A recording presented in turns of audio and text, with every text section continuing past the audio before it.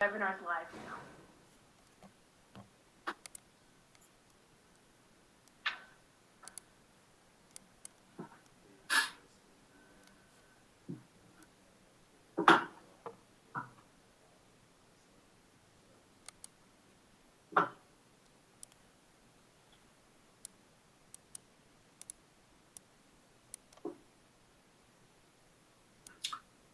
Okay, Dana, everybody, welcome. Good evening.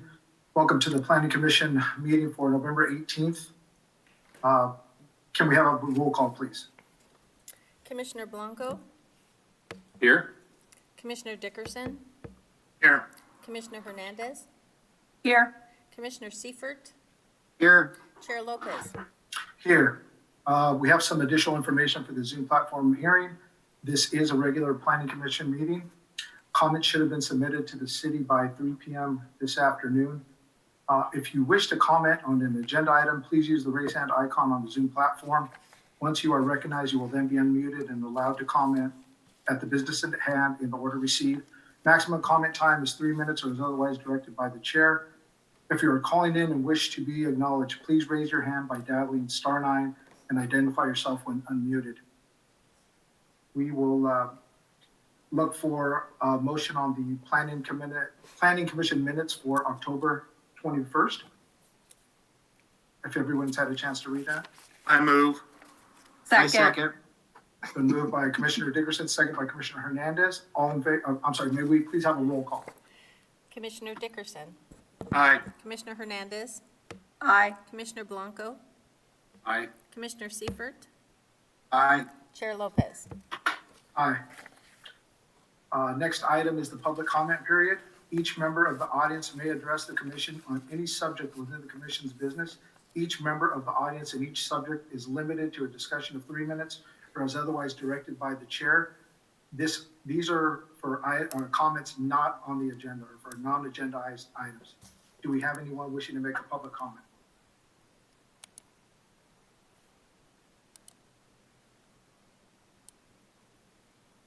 I do not see any hands raised. Neither do I. Okay, so we'll go ahead and move on to the public hearings. The procedure for the public hearing on the Zoom platform will be as follows. I will introduce the agenda item and turn it over to staff for a presentation. I would ask that the planning commissioners that have had ex parte communication, please make that known at this time. Once the staff's presentation is completed, I will open the agenda item to the commissioners to ask any questions of staff. After all the questions by the commission are answered, I will open the agenda item to the applicant who will be on as an attendee. I will then ask if any commissioners have any questions of the applicant. Once the commission has asked questions of the applicant, I will then open the item up to those in favor, against, or neutral toward the agenda item. For the public, please wait to raise your hand until after I've called for public comment on the item, and the host will unmute you in the order received. Please remember, if you're dialing in, use *9 to raise your hand. You will have up to 3 minutes or as otherwise directed by the chair. When public comment is complete, only the applicant will be able to make any rebuttal. After the rebuttal and no further questions from the commission, I will close the public hearing and turn the agenda item back to the commission for any comments, questions, discussions, or a motion.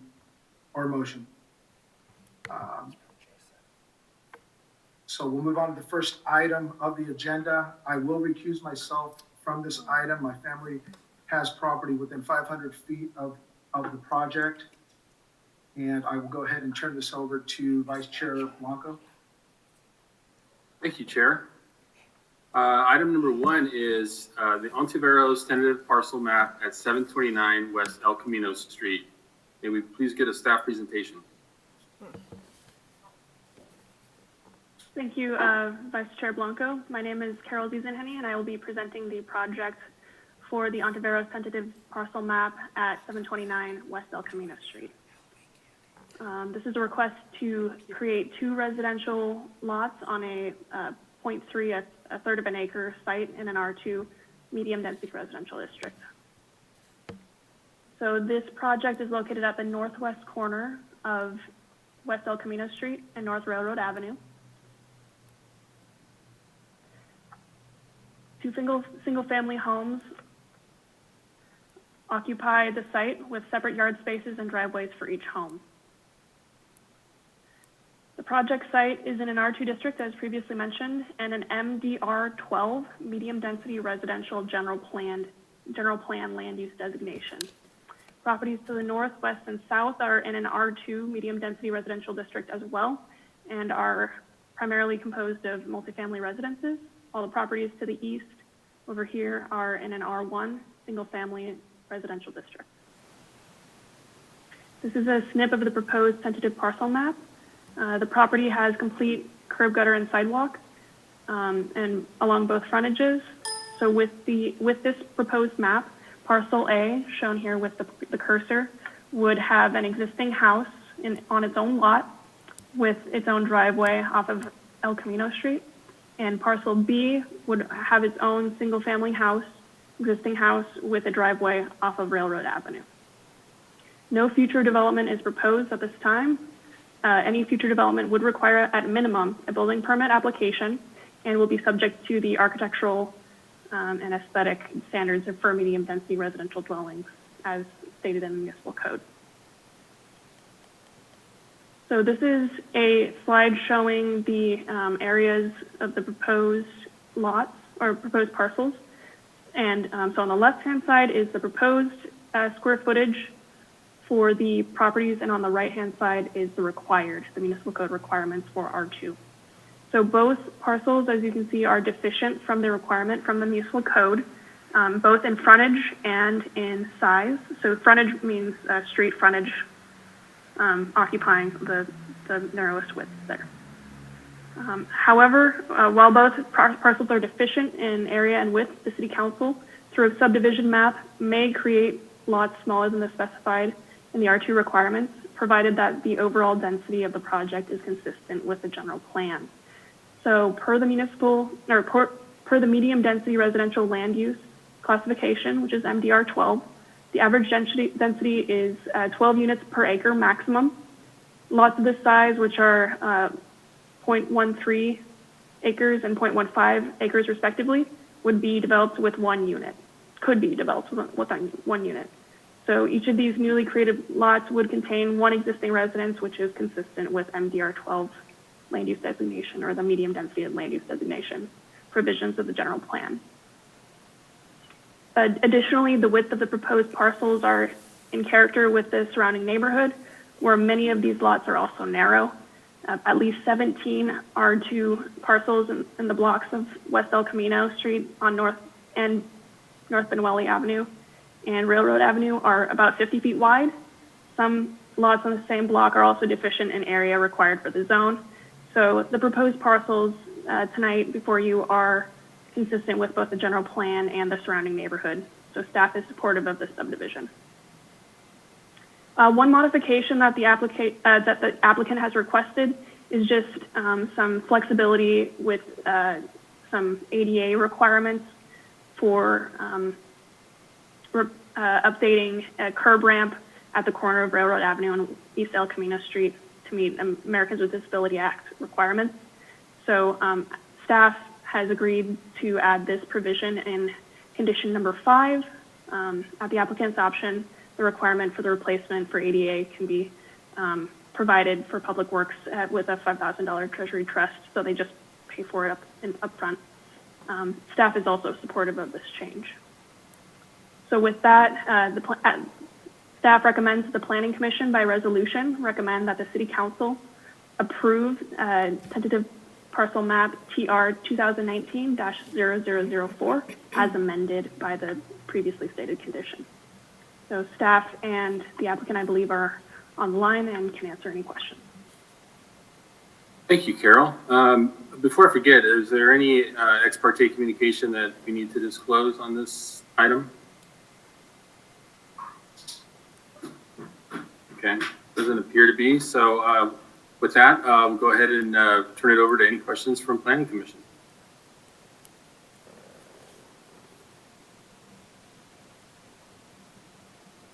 I see an attendee has their hand up, but we'll need to wait on the attendee for public comment. So wait a moment there while we get through questions from the commission. Any questions of staff from the planning commission? Don't see any hands up.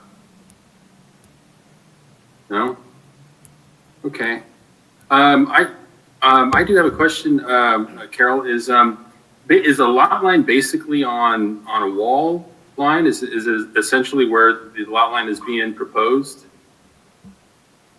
So I believe I'll pull up that one slide again for your reference, Commissioner Blanco. Let me just share my screen here. The plans do show, so this is the driveway shown here, and then there's a 14.53 setback from existing house on parcel B, and then a 12.81 distance from the existing house on parcel A. So they do meet the requirements for setbacks. Okay. Maybe it doesn't matter if the wall is there or not. I was just more curious than anything else. Okay, well, if there are no other questions, then I think we're ready for the applicant to either present or come up and answer any questions.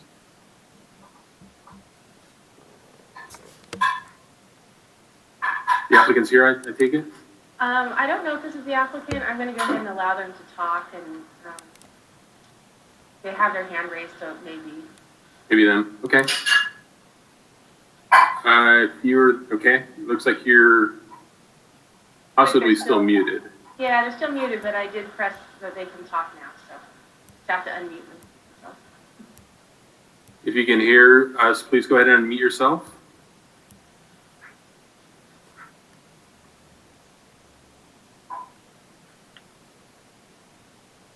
Give them a moment here.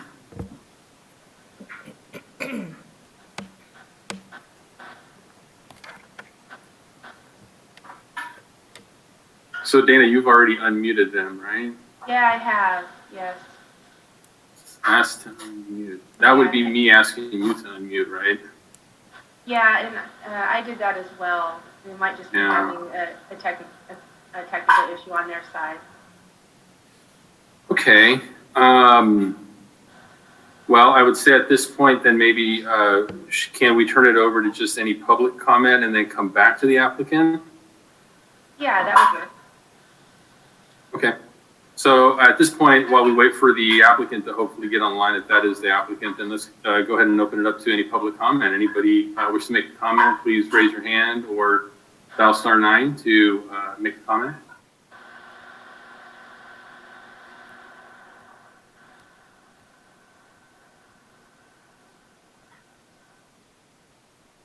Okay, I am seeing none. Dana, do you see any?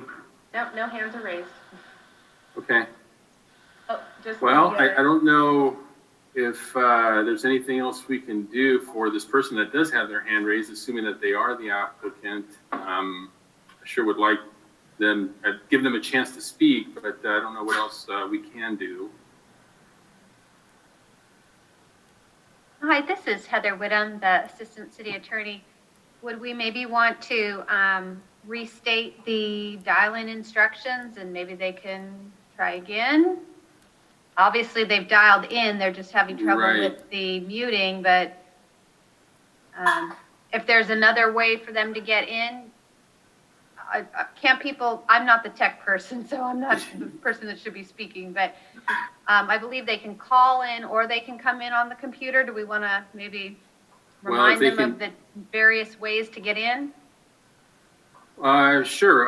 Dana, I don't know if you've got just a write-up of that. I know that obviously they can log in through the city's website, but if you have specific information you can maybe read out. Is that, can you do that? Well, the information on the agenda talks about raising hands. It doesn't mention muting and unmuting. One thing we could do, though, Carol, is we could try and give the applicant a call and see if maybe we can get them on the line on speakerphone. I did do that recently in a zoning administrator hearing, and it did work. Okay, if we could try that, maybe that would work. Chair, is the hand that I see raised in the attendees, is that the one that you're discussing, or is that a different attendant? That's the one we're trying to engage here. We're assuming that's the applicant, but we don't know for sure, but they do have their hand raised. Thank you. Carol, looks like Carol's trying to dial him in.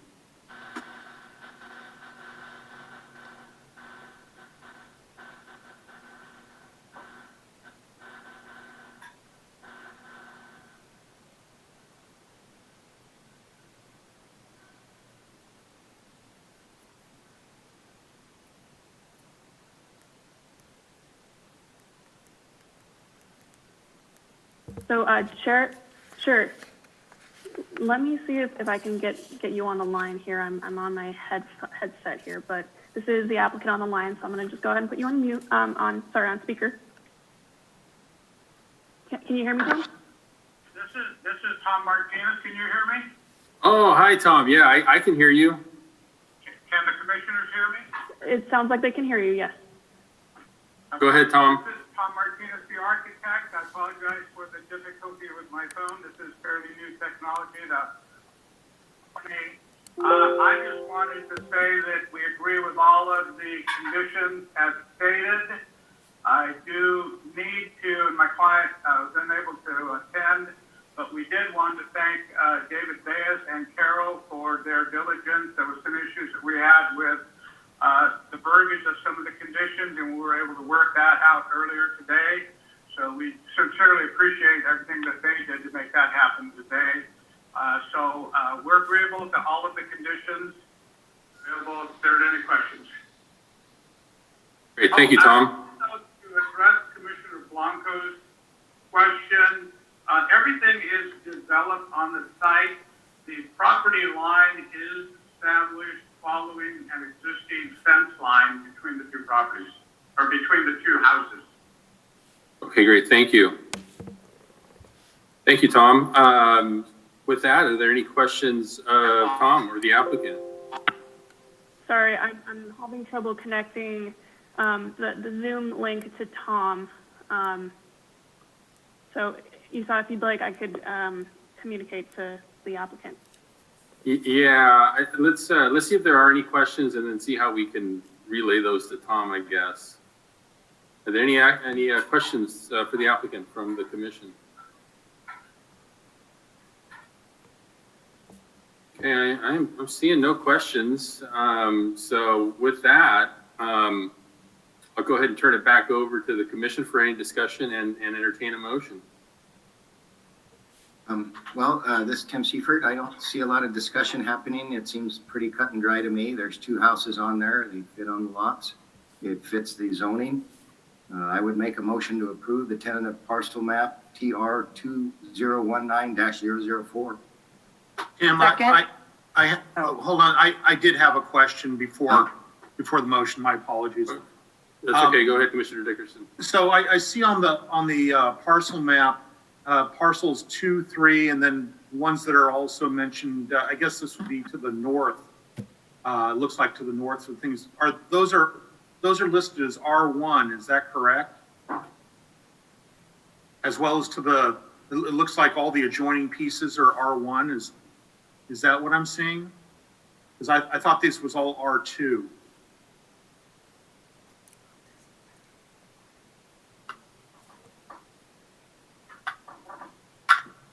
They show a parcel 2, a parcel 3, and then, Sure. yeah. So this is in reference to a recorded data per parcel map 58 through 42. So it's talking about recording instruments per the county. Oh, I see. Okay. So it's not in regard to zoning at all. Okay. All right. Thank you very much. The other question I have is, as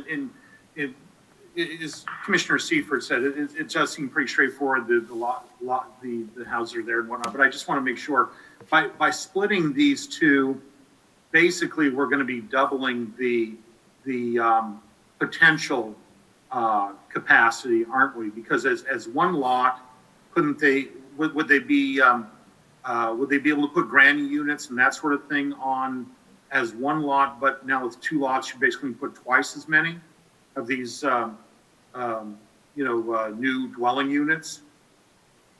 Per the ADU state law, that does create the option to create one more ADU because of the ratio 25% of the total units on the site would be allowed, with one ADU allowed minimum. I see.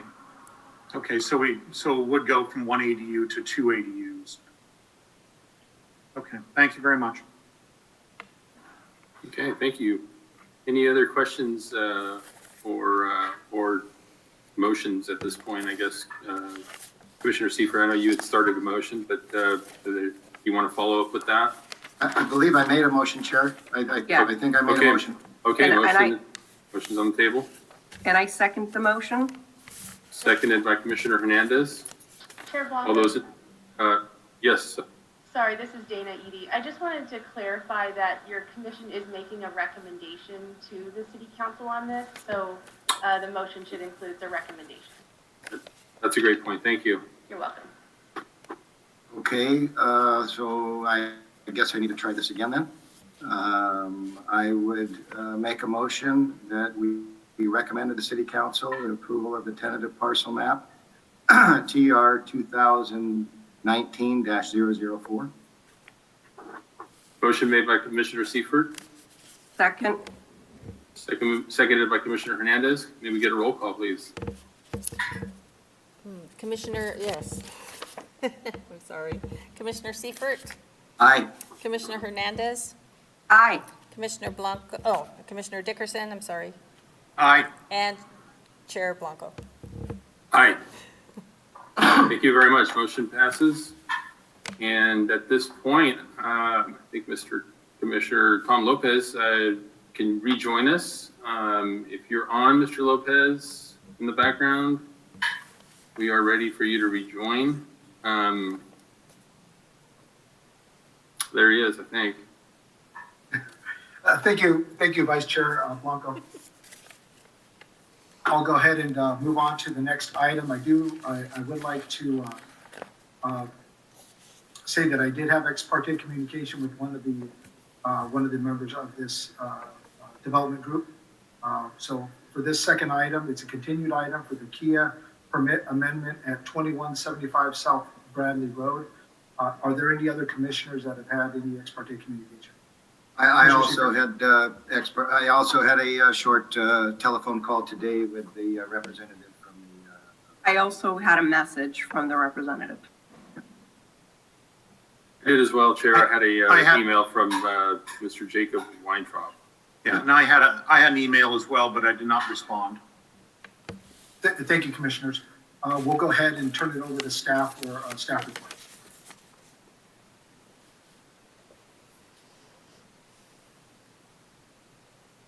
Thank you, Mr. Chair, members of the commission. My name is Carol Wiesenhenny, and I will be presenting the project for the Kia permit at 2175 South Bradley Road. This is a continued item that was last before the commission in April 2019. This request is to remodel the exterior of an existing auto dealership building. Project is in the Entrada Este specific plan, which is located just south of Betaravia Road and west of Highway 101. So it's in this purple area. Project site is highlighted in yellow. The project is in a general commercial district with a planned development auto overlay in the Crossroads Auto Center. Again, the site is highlighted in yellow here. The site is at the intersection of South Bradley Road and Southside Parkway. To the north is Toyota at Crossroads. To the Crossroads Shopping Center itself, a commercial site, is to the east. Storage Etc., which is a self-storage operation, is to the south, and then BMW and Volkswagen are to the west. The applicant, as stated before, proposes to remodel the exterior of the auto dealership building currently occupied by Honda of Santa Maria. So once Honda moves into their new site located to the north along Bradley Road in the Enos Ranchos specific plan area, Kia of Santa Maria intends to occupy the newly vacated space. The request requires Planning Commission approval due to the exterior aesthetic changes proposed under the Entrada Este specific plan. So some background on the hearing. The Planning Commission has reviewed this request previously at one study session and 2 hearings. At the study session, commissioners responded relatively positively to the design proposed for Kia.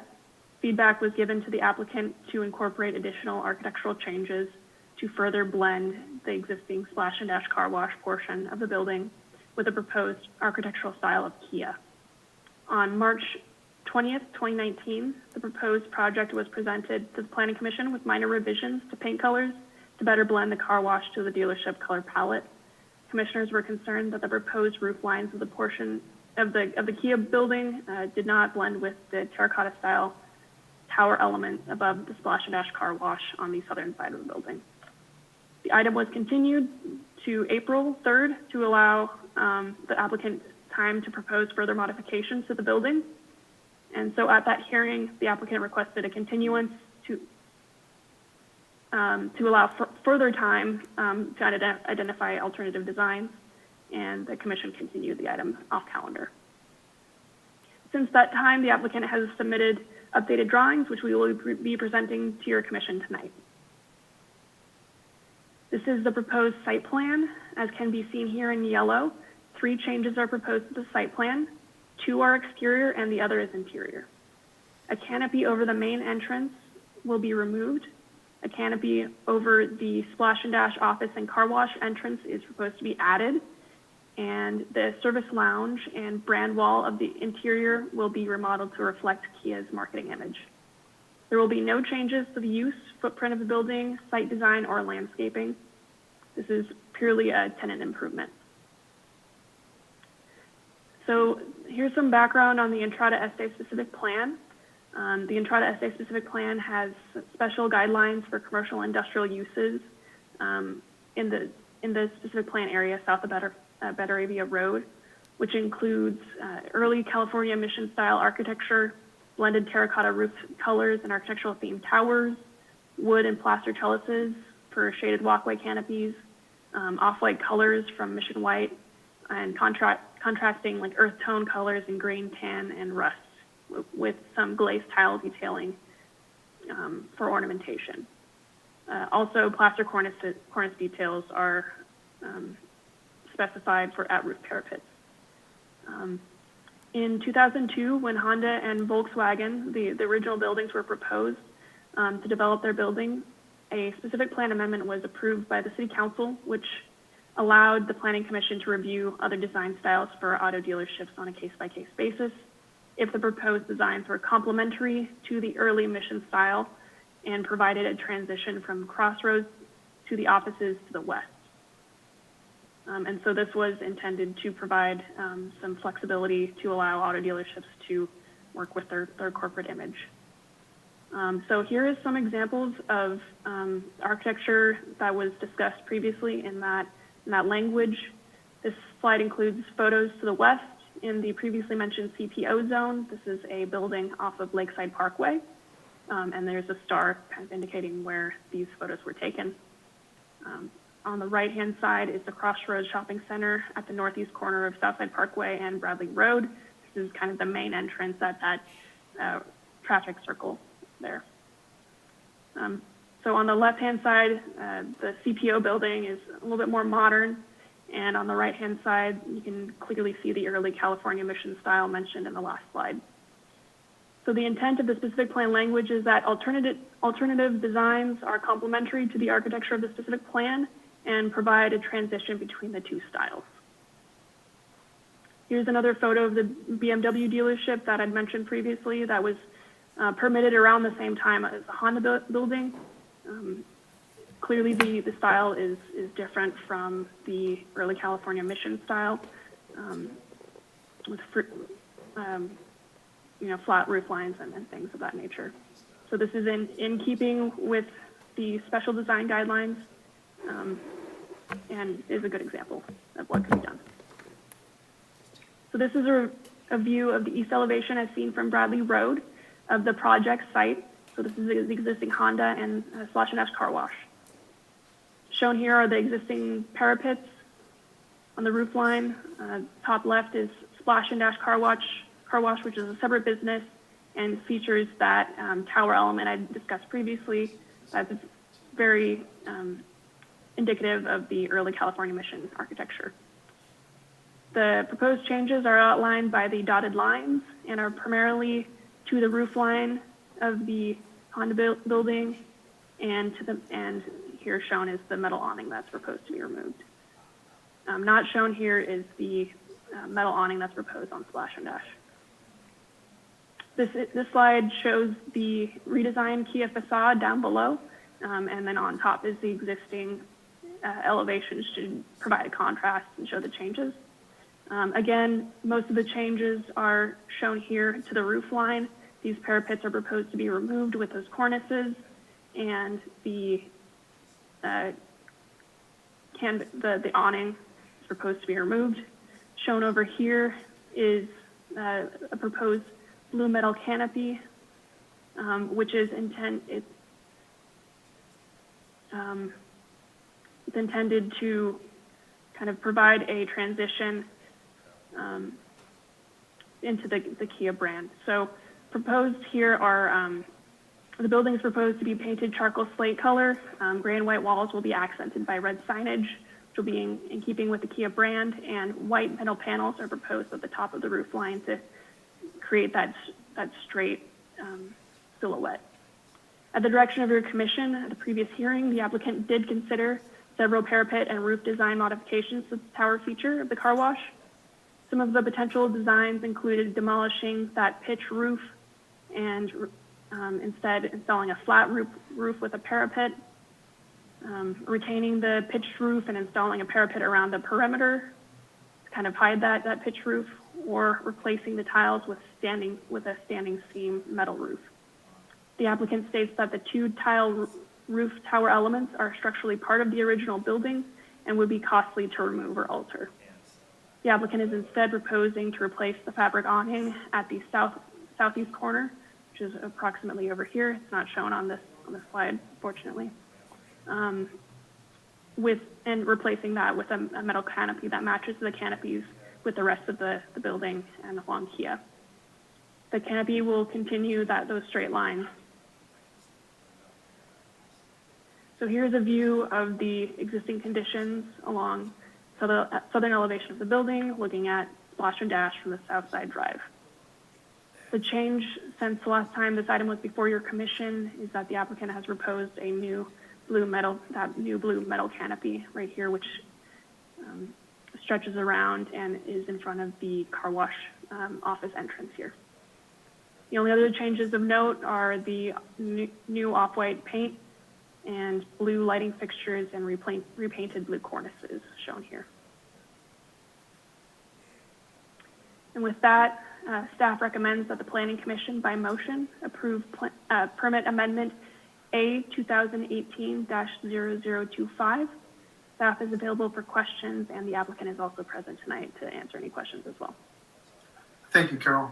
Does the commission have any questions of staff?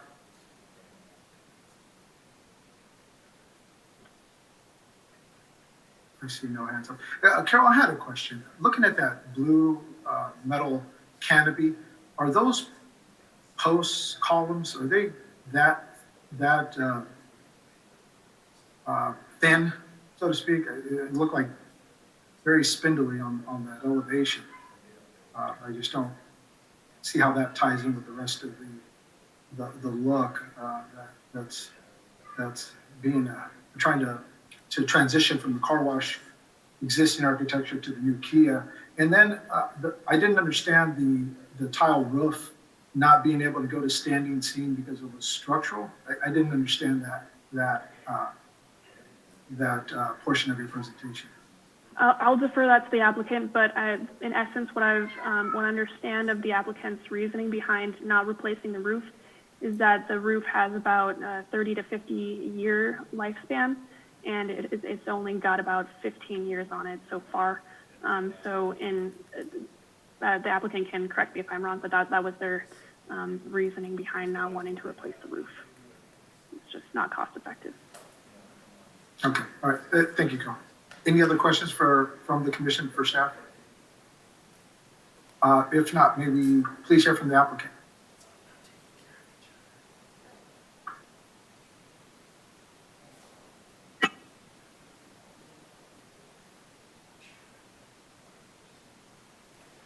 I see Jacob Weintraub's hand up.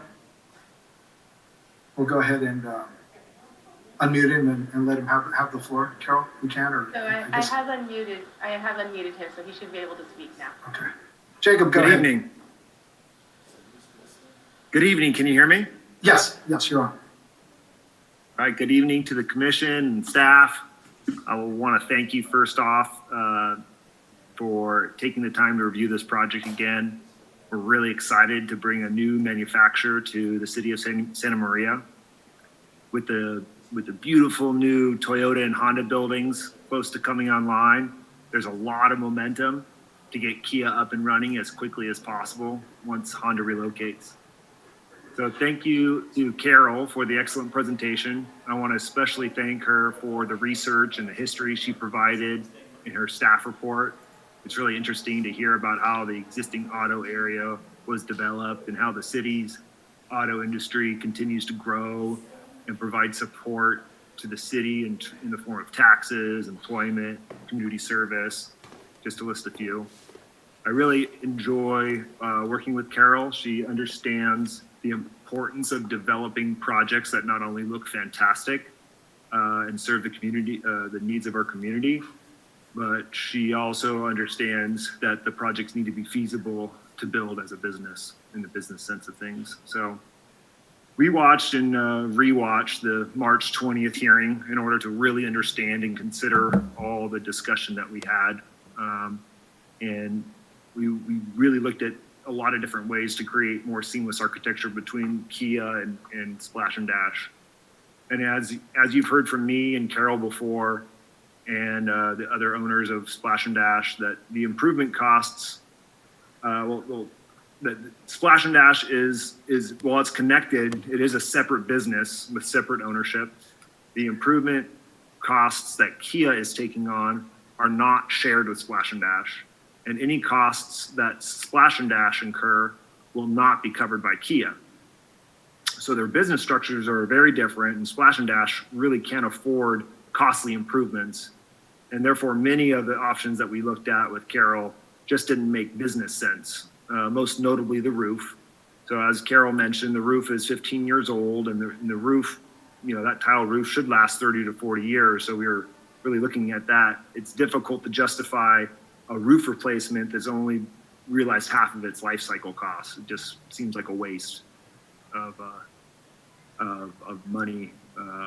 On the other hand, there are some other improvements that we considered that we were able to achieve that more blend of architecture with Kia, but then could also arguably make operations more functional and possibly increase revenue. And those are the improvements that we really wanted to bring to the table with Carol and the commission. So the existing tile roof, while it doesn't really blend with the contemporary style of Kia's metal siding, it does provide contextual relevance to the surrounding architecture. So Carol does have a slide that we studied, her and I, during our back and forth on different solutions, where we show the adjacent buildings with all tile roofing, because it is the Estrada Ested plan. So the building, we're looking at one building elevation when we're considering this, but really we should consider the building in the context of the neighborhood and consider the Estrada Estes specific plan. So you can see here, the top picture is looking out from the roof of the dealership, and you can see across from Bradley all the different businesses with tile roof, including Toyota and Crossroads most closely. The next one shows more of the South Side Parkway view of Crossroads and Blenders and Sleep Number.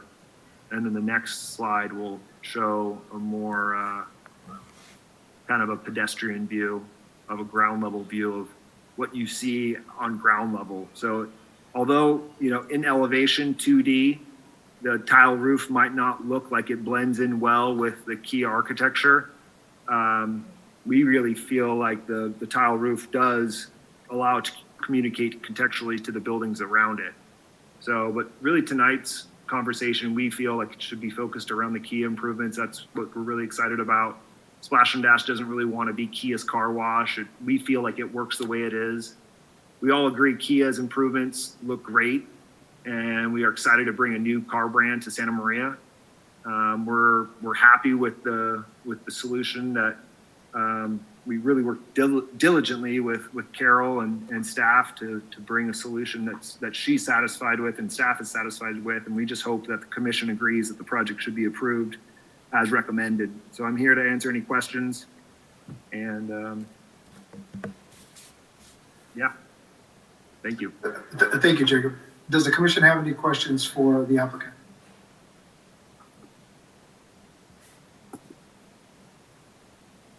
I have a question, Chair. Commissioner Blanco, go ahead. Yeah, Mr. Weintraub, what is the timing of the potential move and then the improvements that for this plan? What sort of timeline are you looking at right now? So Toyota and Honda, we are trying to space those out to be have a sequence between the two, and some lessons learned we had on Toyota were applied to Honda. And so Toyota's a little behind and Honda's a little ahead. So instead of being a few months apart, they're really only one month apart. So we're hoping, working with building department, fire department, planning, that we get a TCO of Toyota in December, early January, and then Honda is scheduled for late January, early February. And so to answer your question, Kia should follow right after Honda moves, just so we don't really lose any operation opportunity out of the building. We plan to submit building, our building documents, our building construction documents, our CDs are really ready for initial submittal. And I also have my architect online if we have any questions for him, Franz Nalesny with Studio 4. But we plan to submit those relatively soon and hopefully take a few months to get those approved. I've talked to Carol and Alex Rodriguez about potentially splitting up the exterior and interior improvements to maybe do the interior improvements relatively quickly. There is a lead time for the ACM panel that goes on the exterior of the building. So we might start operating Kia while we wait for that ACM, because we have to demo the stucco, add a substrate, put a weather barrier on it, and then they come and they laser measure everything, and then that weather barrier stays on there. You know, the Tyvek that you've probably seen on Toyota, there on Bradley. But then we have to wait, I think it's like 2 months before the ACM actually comes out and gets installed. So we're hoping everything done by before the summer of 2021, you know. So Great, thank you. Late end. Thank you.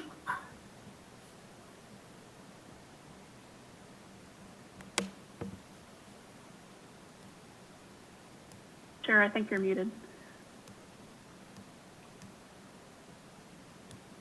Thank you, Carol. Sorry about that. Any other questions from the commission for the applicant or the applicant's architect? I have a follow-up question just on that blue metal canopy. Looking at the elevation proposed and existing, it looks like the bottom of that blue canopy is at, I'm going to say 11 feet. So you have it looks like a 4 to 6 inch column that's 11 feet high, and there's really no depth to that blue metal canopy. I just don't agree, Jacob, on the tie-in with an orange roof, a gray stucco, a blue band. I think the standing seam metal roof does tie it in a lot better than a tile roof. I don't know how the rest of the commissioners feel. I just think that it's a smoother transition, and I really don't see much depth to that blue metal canopy. Looking at the side elevation or the south elevation and the eastern elevation, I don't get much information from the elevations other than it's pretty high and the columns are relatively Yeah, they haven't finalized the structural design of that canopy yet. And Carol has a slide actually of some other sample canopies that we explored. She initially sent over the example of the canopy that is on, isn't it Dick's, Carol, I think? On the southeast corner of Dick's on Bradley. Yes, there is And, tie-in. Yeah, so I don't know if you have those slides, Carol? So Tom, to answer your question, we haven't, Commissioner Martinez, sorry, we haven't really finalized the thickness of that fascia or the size of that post. But you know, in elevation, the canopy doesn't look like much, but in real life, I think that canopy will add a lot of texture. It will have that horizontal element that Dana and Carol were trying to achieve to communicate better with Kia. So I think we haven't finalized. Go ahead. I get it, but I think for me, the biggest issue I had, I love the Kia concept, I do, and I think that it looks good. But when you're transitioning from a building that's not, that there's continuity, all the other buildings around are standalone buildings or standalone projects. We're not going from one portion of the building to another and not really, to me, it doesn't seem like the transition is there with that tile roof. And I understand the cost aspect of it. I think you have a really nice Kia building that looks modern, and then it kind of moves over to the south, and you have a early mission style tower element with the low line, the low pitched roofs, but with Spanish tile, where there's, I think the only other portion of this building is the opposite side. It has a tower element, but is that also going to get painted to the same gray and the same blue band going around? I mean, it looks like it just based on the southern elevation, but you guys aren't showing the color of the roof on the southern elevation. So I don't think it truly blends, but that's just my opinion. Are there any other comments from any of the commissioners for the applicant or the applicant's architect? Yeah, Chair Lopez. Yeah, Commissioner Seifert. Thank you. Yeah, this is the conversation that I had with Jacob this morning on the phone, is that we had discussed the roofing, and that was really the direction that we asked for, and that, I explained to him that was going to be the key to getting this thing moved through. And I don't see any change there either, but and looking at the south elevation of the car wash, which is, as they say, a standalone business. I don't know, is there a property line there? I mean, are we talking about two separate properties? Actually, we say we've got different business owners. So is there a property line that runs from the existing dealership right down that run and separates the car wash? I mean, is it separate parcels? They're all one parcel, Commissioner Seifert. So I don't understand the ownership thing, but that's okay. I'm all for the standing seam too, Chair Lopez, but when I look at the south elevation, what do? Then we gotta make them do both towers to match. I'm not sure that's. I'm not sure I want to go that big as far as, because now we're going to have standing seam here and we're going to have a tile roof over here. That certainly isn't going to make any sense. Maybe there's a way to condition it so that when they call for a re-roof permit, when this roof does live its lifetime, I don't want to put something on other commissioners in the future. And I don't like to do excessive conditions, but that would be a very simple one, is when they do re-roof the car wash, then they have to use a compatible material. That would be at least, I mean, it's going to be a long time in the future, but that would be one sort of a solution. I have a hard time changing one roof without the other, and I don't feel that it's fair of me to ask them to change both of these roofs. So that's basically my comment. I'm bummed out that we're not seeing a big difference. We've looked at this, we've had study sessions, we've pretty much told them how we feel, and I don't see that change. But I can also see their point is how and where do you define this change in elevations, this change in businesses? So I'm more accepting towards what they're proposing than I have been. I just don't see where you would make the transition, is what I'm saying. And I don't feel comfortable asking them to replace both of the towers. So that's my comment. I'll let someone else take it from there. Thank you, Commissioner Seifert. Commissioner Dickerson.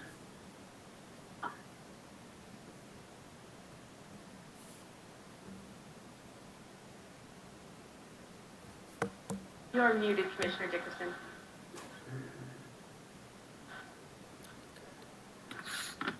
Oh, there it is. Commissioner Dickerson.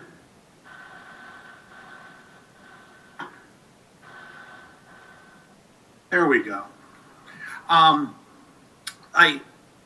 kind of was going to hold off until we got to the comments section, but it seems like this is kind of where we're headed with things, is making the comments now. So I'll go ahead and do that.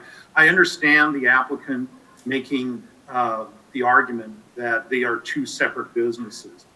For partnership reasons, for taxation reasons, for business license reasons, I understand that those are, that they have the reasons for dividing these two businesses out. But as far as the building is concerned, I think it's a difference without a distinction. That this building, the whole point of this entire project is to modernize and have kind of the slickest looking auto set of auto dealerships, and in this building he is one of those. From my point of view, we asked them in February to change it, and they didn't do it. We asked them in March to change it, and they didn't do it. They have come up, the dealerships have come up with one reason after another why it isn't, and they're just trying to kind of bull their way forward on this thing.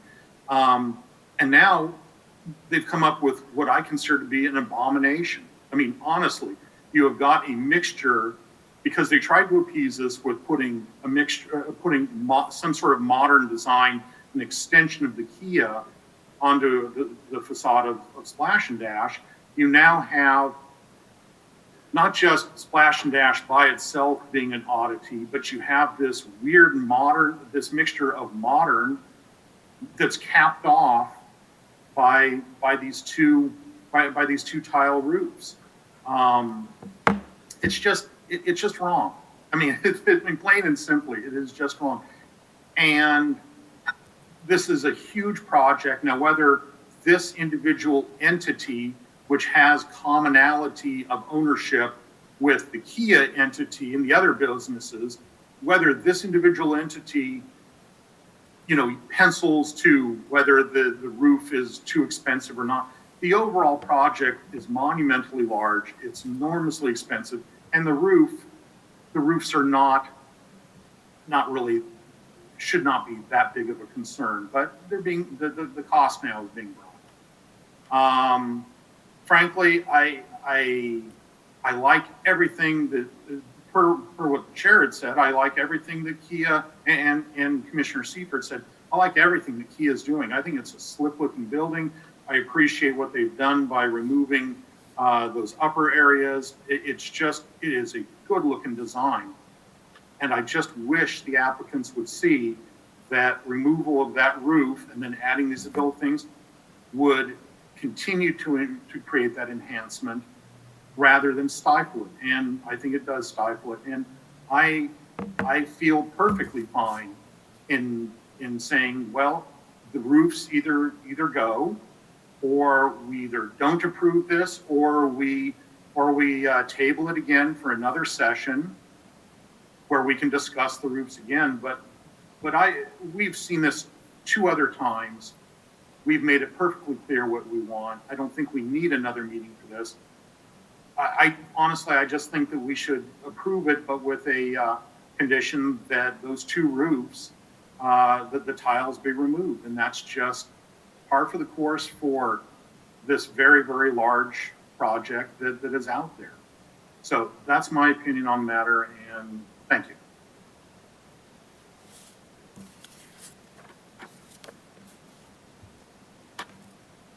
Chair, you're muted again. You're muted. Sorry. Do any other commissioners have any questions for the applicant? Or, I do. I have a question regarding the canopy, which was labeled as E on the diagram. If you could bring back.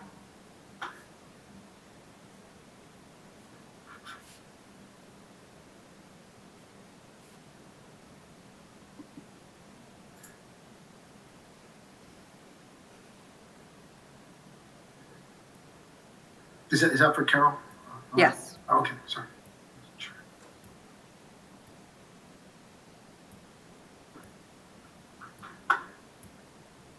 Commissioner, were you referring to the elevation or the site plan?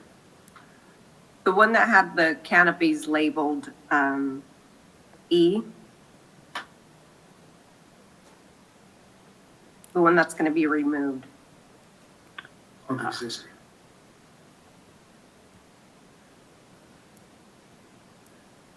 So there's a canopy right here. That's the existing, right? Mm-hmm. Is that the one that's going to be removed? So here in this top image shows the canopy in real life. It's a little bit more 3D than the 2D elevation. Okay. Now, is that canopy going to be removed and not replaced at all? I believe so, yes. Okay. And then right to the right of that, is that another canopy? I believe it's a pop-out storefront, which has some canopy elements, but there are, I do have a 3D photo I might be able to show in one moment. It's a rendering that the applicant provided. Let me just unhide that slide here. Yeah, there's a new parapet that will be constructed around there with ACM skin that goes around it with a sign on it. Apologies. Right back up again.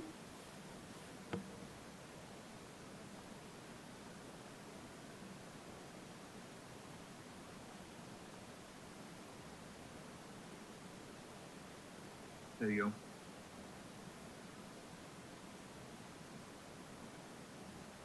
So I can see that you're going to be removing it and adding it to the, okay. That was my question. As to it seems that most of the proposed changes are just to the exterior. You're talking about a color change. I personally really like the project. I think it's modern, it's clean. I don't really have a problem with the roof, as Mr. Commissioner Dickerson has. I think this is a good project. Kia obviously has their standards that the applicant has to comply with. And, you know, the staff also reviewed it very carefully. We've talked about it at study session, and I trust that staff has done the review, and they're recommending that we approve it. And so because of that, I'm fine with the project. I don't, I'm not in agreement with the roof. So those are my comments. Thank you. Thank you, Commissioner Hernandez. Any other questions for the applicant? Mr. Weintraub, go ahead. Oh, I was just going to address what Commissioner Dickerson was saying about the commonality between ownership and the cost of the project being large. And I agree that the cost of the project being large for the Kia improvements, but Splash and Dash and Kia will be completely separate businesses, and whatever costs that Kia incurs, Splash and Dash won't share. And whatever costs Splash and Dash incur, Kia will not shoulder either. So there's one entity that owns the building, the tenant, there's a tenant in Kia, and there'll be a tenant at Splash and Dash. There is no property line, but there is a definitive, and if you go to the existing elevations, you can really see, I think Commissioner Seifert was asking, where does that transition happen? And it's evident in the existing elevation, really, to me, where that separation is between dealership and car wash. And like I said before, Splash and Dash does not want to be Kia's car wash, and Kia doesn't want to have a attached car wash. They want to be separate businesses. There needs to be a separation between the two, not only aesthetically, but also from a business standpoint. So just wanted to address that. Hey, Mr. Weintraub, since you addressed it, is there any partnership, commonality, ownership between the two entities? There is. Yeah, I think. Okay. Yeah, there is. Yeah, thanks. Go ahead. Mm-hmm. Thank you, Commissioner Dickerson. Okay, I'll go ahead and ask for anyone in the public that would like to comment either for or against or neutral toward the project. Give them a couple seconds here to raise their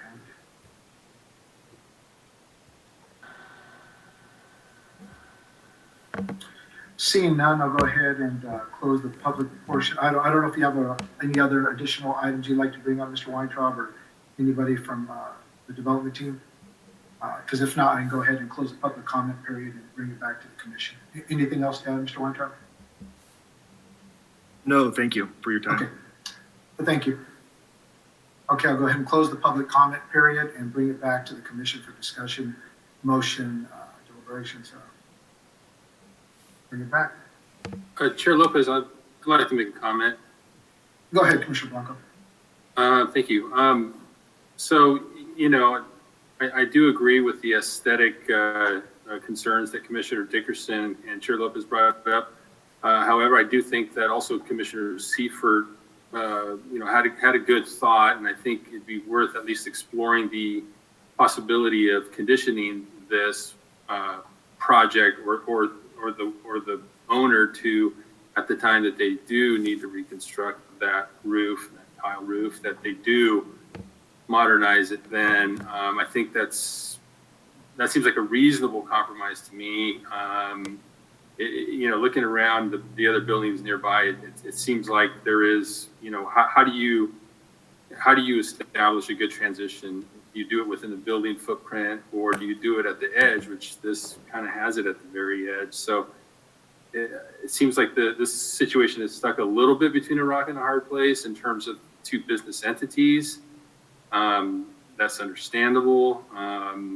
However, if there is an opportunity to rectify this in the future, I would be certainly very open to that. So I don't know if that is a condition that we can set on this approval or how we could do that, but that seems like a possibly very reasonable approach, at least in my view. Chair.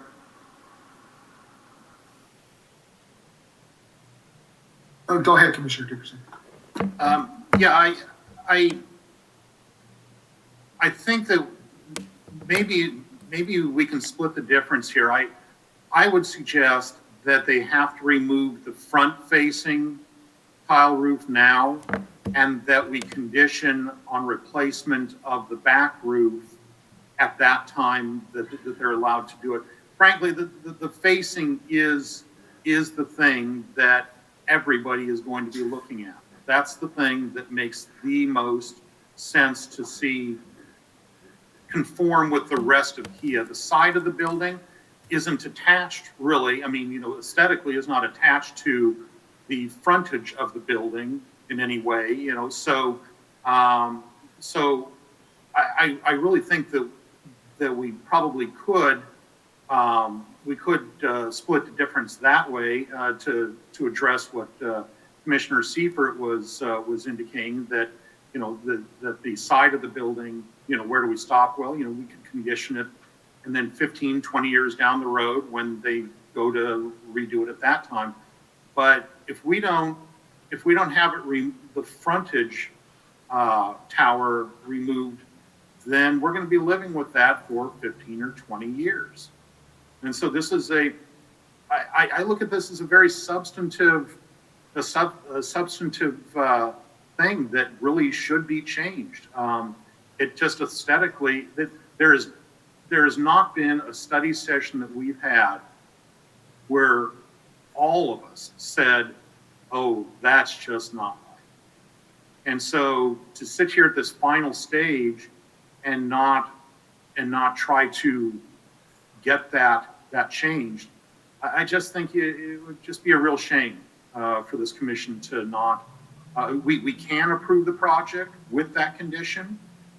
We don't need to hold up this project, but we've asked for it time and time again, and they've just refused to do it. And all of us know that it's not right. We've stated it. So anyway, those are my final comments on that. Chair Thank you. Lopez? Chair Lopez, this is Yes. Dana Edie, and we do have a draft condition that we could bring up. It's edits to condition number 3 that is in the permit. And Carol can share that, and then depending on what your commission would like to do, we may need to make a change to include some timing and then specify which of the 2 towers this would apply to. But we did have this letter C here added in, and that was, basically just states they would install the standing seam metal roofs on the 2 tower elements.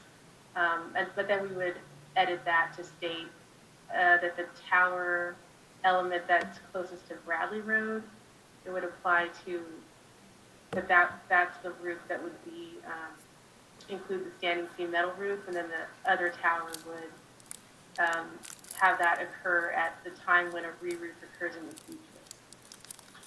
future. Dana, I have a question. I mean, aren't we gonna go further away from the intent of the strata plan by having 2 different tower elements that have both standing seam metal roof and a Spanish mission tower roof? I mean, it just seems like a greater departure from the Entrada plan.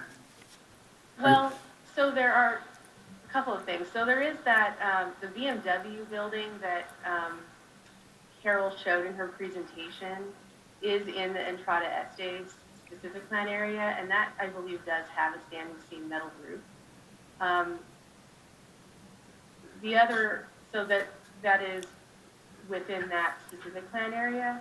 I think that, and Carol can bring up, I think, the other elevation that shows the 2 towers on this current Flash Dash building. The towers are fairly close to each other, so there may need to be some consideration that we would have one standing seam and then one not, and how that would appear.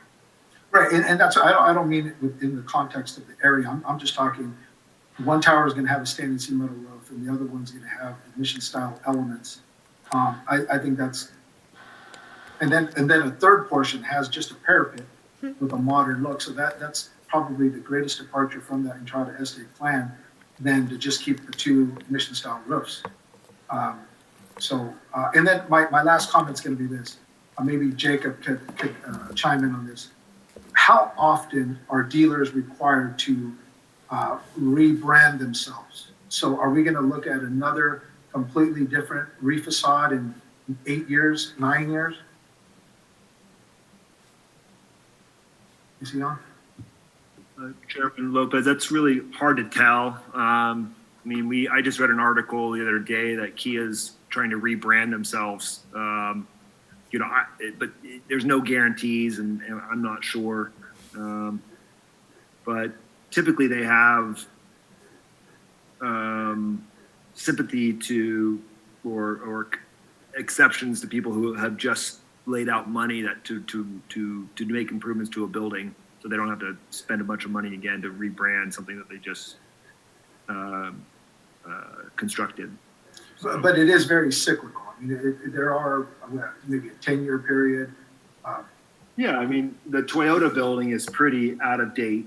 That's one of the reasons why we're relocating. Not only that, but also the freeway visibility. The Honda building is a adaptation of Saturn, and Saturn went out of business, so that there's that possibility too, where auto manufacturers could go out of business, but there's no guarantees. But I do like the concept of conditioning the tile roof when it needs to be replaced to go to a different material. I think that would be a good compromise to the concern that we're, wasting a good roof. But I do not agree that having a standing seam roof and a tile roof would solve anything. One solution that we did also to talk about, not to bring something new up, because I know we don't want to waste a bunch of time, but one of the solutions that we submitted to staff was to have metal siding along the building. And Carol, I don't know if you want to show that solution at all, but we thought that was a big impact. And when I spoke about how the improvements to the building should not only create, it should have the possibility of increasing revenue, to Commissioner Dickerson's point, that is the main focus of the car washes right there on Bradley and Parkway, Parkview, Parkside.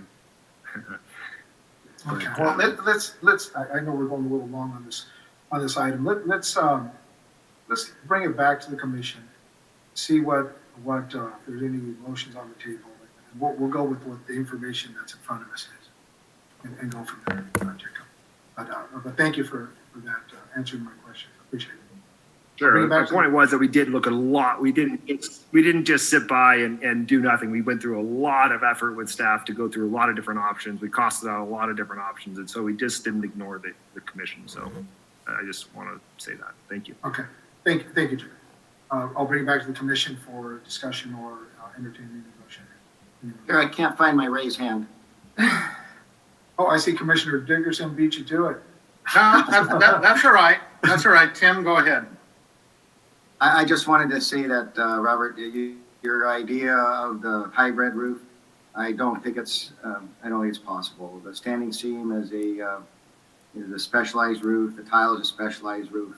I'm not an expert on roofing, but I don't believe that would work, where you could tie those two roofs together on one area, on the hips like that, like you're saying. I'm not sure that's capable of actually doing that. And I'll just say, I think I probably agree with you. I mean, I was trying to split the baby, I guess. But and then Chair Lopez also mentioned that aesthetically, it would look a little on the funky side, and I agree with that as well. And my stance on this whole thing has been the aesthetics of the project as a whole for the community. And so here's the deal. I'm going to throw out a motion, and then we'll see what people. Well, I'm not. I have a comment. Go ahead. Commissioner Hernandez, go ahead. Yes. So I also don't think that it would work to split the baby because of the aesthetics. But the biggest point is that they're not going to have any changes to the existing use, the footprint, the building, the site design, or landscaping, which are really important. And I know that a roof aesthetically is important, but really to the core of this project, when we look at it as a whole, they're not required to do this. We're looking at really the aesthetics. And for that reason, I think, we shouldn't hold up the project because of this, issue. We have the landscaping, we have all the other things that we've, looked for. So that's my comment. Thank you. Thank you, Commissioner Hernandez. Can I address one thing about that? Yeah, absolutely. When we take a large area, for instance, like the downtown specific plan, and we say, well, in upcoming improvements to businesses, we're not asking them to do the improvements now, but down the road, we're going to ask them to do these improvements if they want to do any remodeling of their business. Now, the business itself may not change at all. The landscaping may not change at all, but when they start implementing a certain level of upgrade to the building for improvements, then it triggers a whole raft of additional new things to bring it up to snuff to what the rest of the area around it is like. I kind of look at this as the same way, where there's going to be a major improvement in the area as a whole, and specifically on this building. And so the upgrades to this building are the trigger in my mind, not the difference in whether or not they're doing the same business or not. And so what we're asking is that since they're going to be doing this enormous facelift, I ask that my thinking is that it should continue to this last little piece of this building. If you take a look at the plans, what are we talking about? We're talking about the last, 15% of the facing of the building. So it just becomes funky that 85% is so slick and modern, and then you end up with this one little holdout piece. It's, I understand it if it's in New York where somebody owns one of those little weird wedge buildings and holds on to it forever, and all these other buildings grow up around it, and they can never get that group to sell or that person to sell because they want their own little weird, wedge building. But that isn't the case here. The case is it should all be facelifted at the same time rather than staggered over, a two-phase project. You have phase one now and phase two in 15 or 20 years. It just doesn't make sense, especially considering it's nothing that we have not said to them multiple times.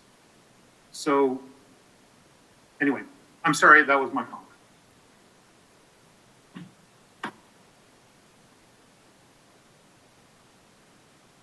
Mute.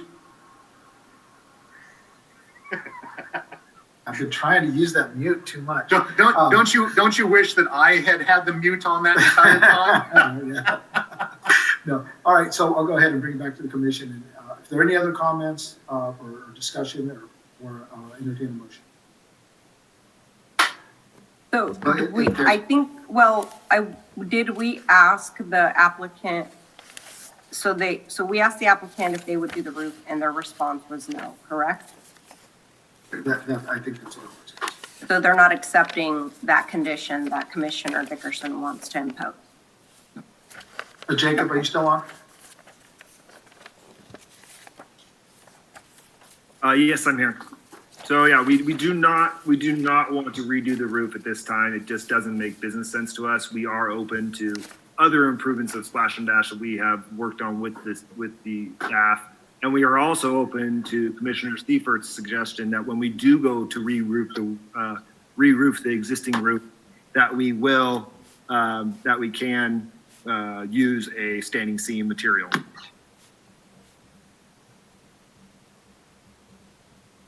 Thank you, Jake. Commissioner Seibert? Yeah, as I stated before, when I'm looking at the south elevation, it all makes sense. The Splash and Dash. You've got the two tower elements, you've got the stucco, you've got the bands. When you come around the corner, it still makes sense. You're looking at it. And then when you get to Kia, that's when we lose the continuity. I understand the separation of the businesses. I don't know where that line would be. Like I stated before, if it was my building, I don't know where I would make that change. I mean, I think, like Commissioner Dickerson has stated, we've asked for this. They've continually said it's just really not a business plan that we can do. I can hear them on that. I'm leaning more towards accepting it the way they're proposing it. I don't love the tile roof, but when you go to the south, it completely makes sense. So we're really talking about this transition area. We're talking about two separate businesses. So I can see their point. I don't know if I hate putting conditions down the road for other planning commissioners to have to abide by, but, and I'm not stuck on a standing seam roof. Who knows, by the time they replace it, there might be another product. I would just say, if we did condition it that way, and we make a motion that way, I would say that the condition would be for a modern roof that matches the architecture of the adjacent building. I'm not stuck on one style of roof, but it's clear to everyone that the Kia and the car wash really don't match. But I don't feel that that I want to try to enforce this to the point where I'm telling them that they have to change that roof. It is a costly roof. It is a newer roof. It's a separate business. So I'm really leaning towards just, and like Commissioner Hernandez has stated, the rest of the building is beautiful. The landscaping is there. The parking is there. The maintenance is there. So I'm not stuck on forcing them to change out the roof, the tile roof at this time. And like Commissioner Dickerson says, it's going to be there a long time. But at least we would have something in place in the future that when they do have the time and the money, it is costly to re-roof. That would be doable at that time. So that's pretty much where I'm at. Thank you, Commissioner Seifert. I would be open to making a motion with Commissioner Seifert's conditional language that when they re-roof in the future, they use material that matches the adjacent building. I had stated I was going to make a motion earlier, but anyway, go ahead. Is that the motion? No, my motion is going to include the additional condition number 3. Well, we can have two motions and vote on both. But didn't the applicant said they didn't want, that was, It doesn't mean we can't vote on it. okay. And then it would move to the city council and they could decide whether or not the roof stays or goes.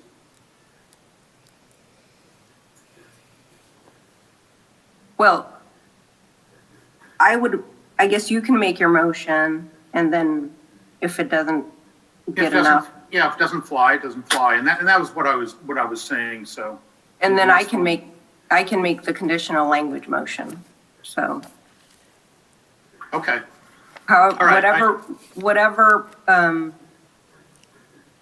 however the chair wants to do it, that's fine. Yeah, I think our attorney wants to make a comment. Oh, I was just trying to help. So we have a motion on the floor, Commissioner Hernandez. If she wishes to retract her motion, she can. Otherwise, we can see if there's a second. If there's a second, then we would proceed with that motion. If there isn't, then it would die and Commissioner Dickerson could make a motion. Okay. And let's go ahead and move forward with Commissioner Hernandez. She doesn't have to withdraw her. That's fine. Go ahead, Commissioner Hernandez. I move that we approve the project with the condition that when they re-roof the building, that they use material that matches the architecture of the adjacent building. Is there a second? I second the motion. May we please have a roll call? Commissioner Hernandez, Aye. Commissioner Seifert, Aye. Commissioner Blanco, Aye. Commissioner Dickerson, No. Chair Lopez. No. Motion passes 3-2. Thank you very much. We'll go ahead and move on to item number 3. It's a continued item, AT&T Telecommunications Facility at 1325 West Federavia Road. I will recuse myself from this item as I have a conflict. A client of mine is right next door. I worked on the project next door, so I will go ahead and turn it over to Vice Chair Blanco. Thank you, Chair Lopez. So item number 3, continued item, AT&T Telecommunications Facility at 1325 West Betaravia Road. May we please get a staff presentation? Thank you, Vice Chair Blanco. My name is Cody Graybell. I'm an associate planner with the City of Santa Maria. Today I'll be presenting PD 2020-0005, which is for AT&T to construct a 40-foot wireless telecommunications facility at 1325 West Betteravia Road. This item was initially heard at the October 7th Planning Commission hearing, and today's presentation is going to include a couple of design options as requested by the commission, including a revised monoeucalyptus, as well as a monopole. Okay, so this is the project vicinity. The project site's generally in the southwestern quadrant of the city. It's between Carmen Lane and Betteravia Road to the north and south, and Blosser Road and A Street to the east and west. There's a mix of industrial and residential development that surrounds the project site. So there's a couple subdivisions. To the north is the Montalegre subdivision, and then to the west is the Paseo del Sol subdivision. And the Planning Commission has looked at a couple projects recently in this area. Specifically, there's the Serramonte Townhomes project at the corner of Blosser and Carmen Lane. And then just to the east of the site is a mini warehouse facility that's currently under construction that the Planning Commission recently looked at. So the lease area would generally be in the northeast corner of the project site, which is 7.19 acres. There's an existing 2-story metal building, which supports 2 different industrial businesses that currently exist, and the businesses and the building itself would not be modified by this proposal. So the site's zoning is planned development, commercial manufacturing.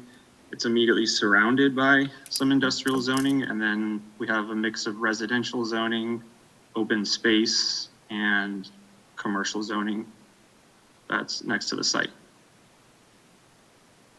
So this is the site plan. It's very similar for both options we're going to look at tonight. Both designs are about 600 feet back from Betteravia Road. They access through the same easement that's being proposed, shown in green. The primary difference is that the monoeucalyptus design would incorporate 8 trees around the lease area, whereas the monopole option would not include a condition to require these trees. So this is the lease area. We're looking from the top down right now. It's 880 square feet approximately. It's enclosed by a CMU wall that's 8 feet tall and would have vines introduced to help soften its appearance. All of the accessory equipment, including the generator, the battery cabinet, and the panels would be fully screened from view. So this would be consistent for both options. And now I'm just going to walk through a handful of elevations, starting with the original design we looked at October 7th. So this here is 40 feet tall. Staff had the commission had a couple questions about the inverted look. You'll note that the facility is narrower at the base, and then it gets wider as you move upwards. So that was addressed in the redesign that we're going to look at next. So this is the revised monoeucalyptus, which has a more uniform design to it. So the inverted look is no longer being proposed. It's much wider at the base and just uniform as it moves up gradually. So this design is also 40 feet tall. There is a condition of approval that I mentioned earlier, which would require 4 trees immediately adjacent to the lease area, which would be canary pines, and then 4 trees in the backdrop along the property boundary to the north, which would be coast live oak. And both of these trees would grow to a height of 30 to 70 feet tall approximately when mature. So it would help at maturity blend the monoeucalyptus into the backdrop of the environment. So this is the monopole design that was requested. It's also 40 feet tall. Staff did ask the applicant to try to propose a more compact antenna sector array that's closer to the support structure. And the applicant explained that given the gap in service and the need for coverage in the immediate area, that this really is the densest design that they can provide at this height, because there's specific radio frequencies that need to be transmitted and received and sent out And the spacing is crucial in order to send out those different signal levels. And I would like to mention that there is an RF engineer that's present tonight with AT&T that at the conclusion of my presentation can go into more detail about those technical questions because I'm not an engineer. And one other item I'd like to note is that the applicant did explain for every foot you move inward, the arrays towards the support structure, we would have to go up about 20 feet in height. So the facility would become much more visible in order to accommodate a denser array. So now next, I'm just going to walk through some photo simulations for both the monoeucalyptus and the monopole. So this here is just looking from the adjacent mini warehouse facility to the east that's being built out. This is looking from the existing building on site. It's about 140 feet away.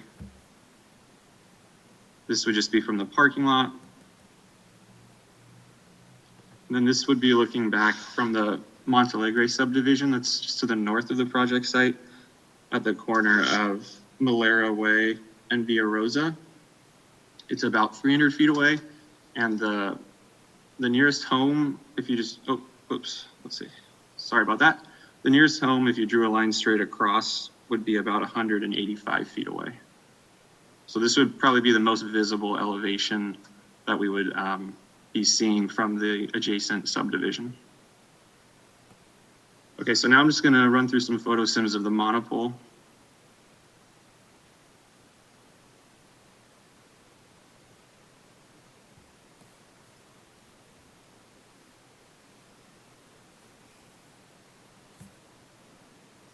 All right, so one thing the city that all staff looks at is the administrative guidelines for wireless telecommunication facilities. And I wanted to just briefly mention some of the measures and the guidelines which help attempt to reduce visual impacts. So there's three main ones that we look at, and they're shown on the screen right now. The first is that the antennas need to be located outside of the skyline as much as possible, and that alternative antenna designs, which are less obtrusive, should be considered. And lastly, that the least visually obtrusive support structure as viewed from the most public viewpoint should be used. And based off these different criteria, staff has found that given the project site's proximity to the residential subdivision to the north, that the revised monoeucalyptus more effectively implements and meets the city's administrative guidelines. However, the Planning Commission does have the discretion to choose between the two options. So just wrapping up here, staff recommends that the Planning Commission select the preferred design and approve by motion PD 2020-0005 as conditioned. So that concludes my presentation. Staff and the applicant are now available for questions. Thank you. Thank you, Cody. Just wanted to mention one thing real quick. I'm having some internet connectivity issues and intermittently I'll get disconnected. So if I happen to get disconnected while I'm trying to share the meeting, Dana, maybe we can have, I don't know, maybe Commissioner Dickerson can fill in while I am away, but at the moment I am connected, so should be okay, but I never know. Anyhow, any ex parte communication as part of this item? No.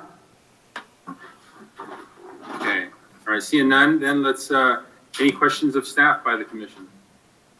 I still can't find my raised hand. Oh, go ahead, Commissioner Seifert. Okay, so same questions as the last poll. Where's your coverage? Why do we need it? And we were just, AT&T just came to us with a poll right down the street. So show me the coverage, show me the need. Why are we putting this in? Yeah, if we could, Commissioner Seifert, defer to the applicant, I think it would be best. I thought they were online. Yeah, okay, so Victor Flores, the applicant, is raising his hand. Thank you. Go ahead, Mr. Flores. Hi, my name is Victor Flores. I'm the AT&T representative with J5. And the reason why we have the sites close together is because we need to close the gap in coverage. I believe the sites that you mentioned, they're more to the north, and they're over like maybe like a mile and a half away. In order for for a site to be effective, it has to be within, in Santa Maria, it has to be within 0.75 miles and 0.25 miles. No, 1.25 miles. So that's the reason why we have these sites at these locations. Yeah, so I could jump back in quickly, and I can just walk through the map of telecommunications sites in the project area that's now being shown. So there is a facility at Furukawa Way, which we had seen at a study session, that's being shown on the screen, which is located right here. And then there's also a facility to the north of that being shown. That was approved, Cody. Yes, which is correct. So that's Main Street, and it's in the process of building permit submittal. So in all likelihood, it will be built, but it's funded but not built yet. And I do have some distances I can provide. So one moment.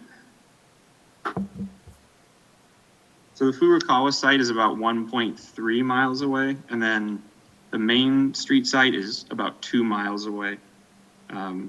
So the nearest site is at the airport, which is about a mile away. It's a new site that just got built. Yeah, just to give some context on the distances.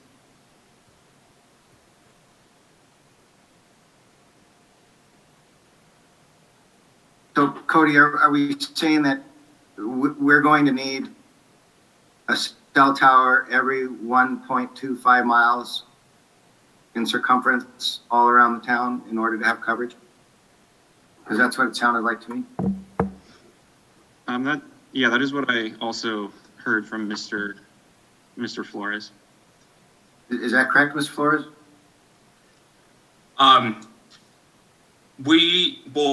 My understanding is that we just put the sites wherever we need coverage, but I can defer that question over to our RF engineer, David.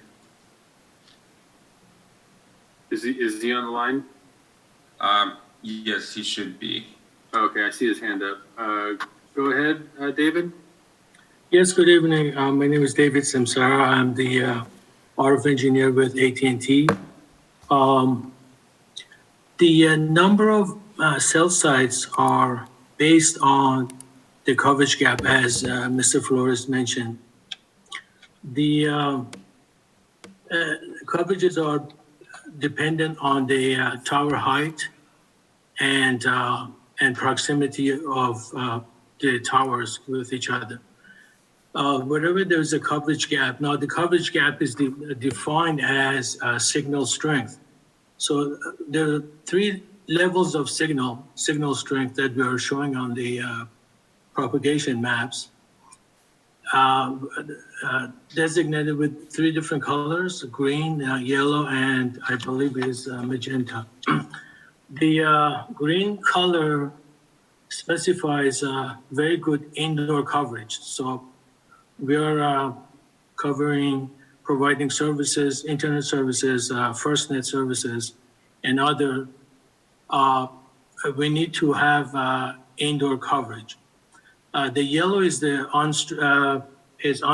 in vehicle coverage, and the magenta is on street coverage.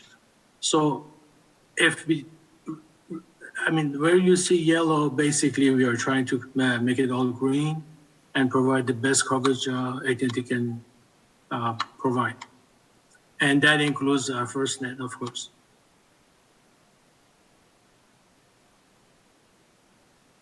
And that's why you guys are proposing the 2 new towers in that same area, a mile apart, along with the other towers that we've approved? Right, and so basically what happens is when we design, we try to keep the proximities of the antennas or the cell sites pretty much in some kind of a grid. But what happens is, depending on whether or not landlords agree with us, or we can find, Mr. Flores looks for interested landlords, we end up modifying the design and moving. Sometimes you find two sites are a little bit closer to each other than some other cell sites.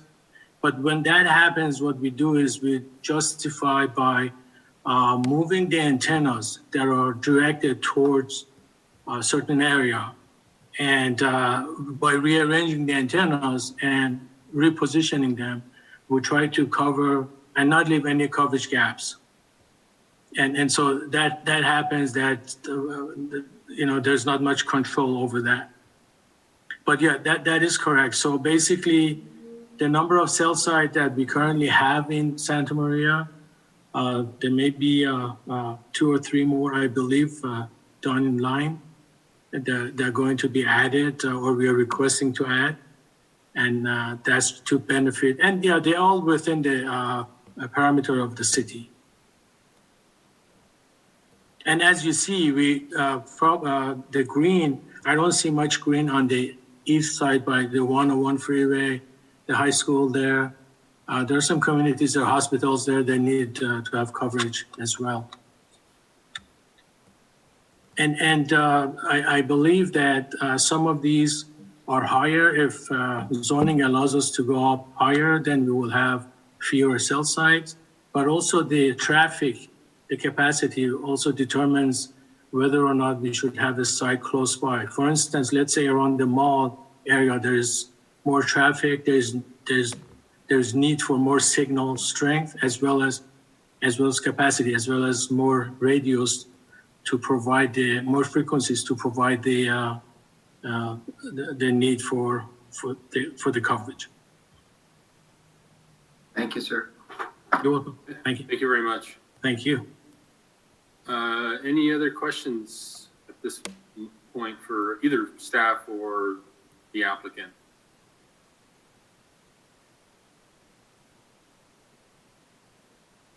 Okay, I don't see any other questions at the moment. Is there anything else the applicant wishes to discuss? I think we've heard from both folks, but if there is anything else, let us know before we open up to public comment. No, that's all. Thank you. Okay, thank you. Okay, we'll go ahead and move on to public comment. Anybody from the public wishes to make a comment, please use the raise hand icon or *9 on your phone. Dana, I don't see any. Do you see any? No, I do not see anyone. Okay.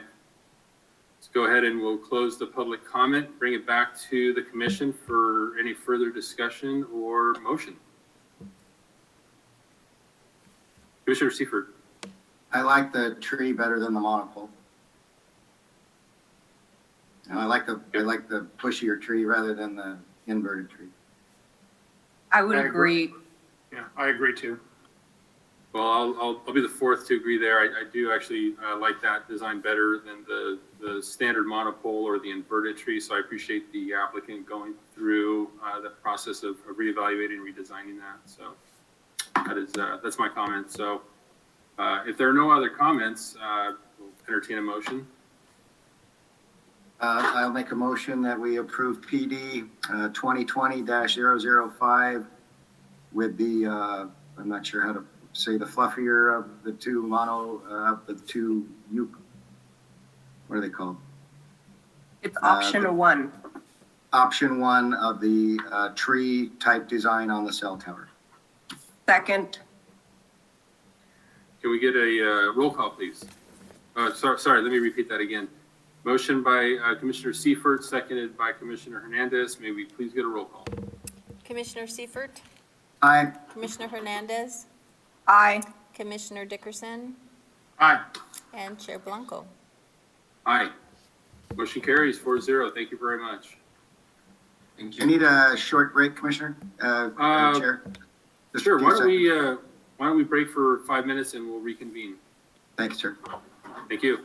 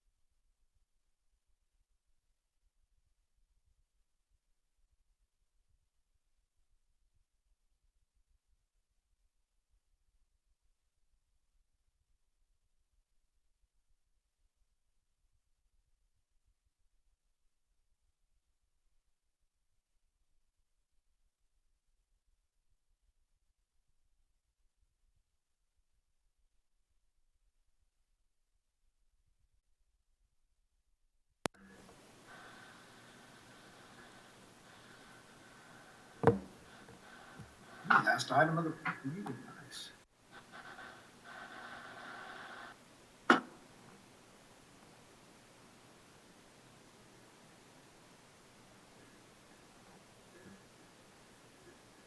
Are we ready to go, Dina?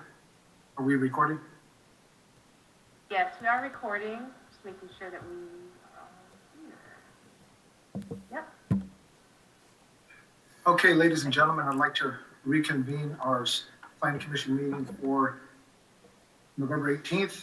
We'll move on to item number 4. It's a continued item from Centennial Gardens Plan Development Permit at the southwest corner of West Battles Road and South Depot Street. Could we please have a staff report, please? Thank you, Chair, members of the commission. This is the Centennial Gardens Apartments Plan Development Permit. My name is Frank Albro. I'm the senior planner here at the city.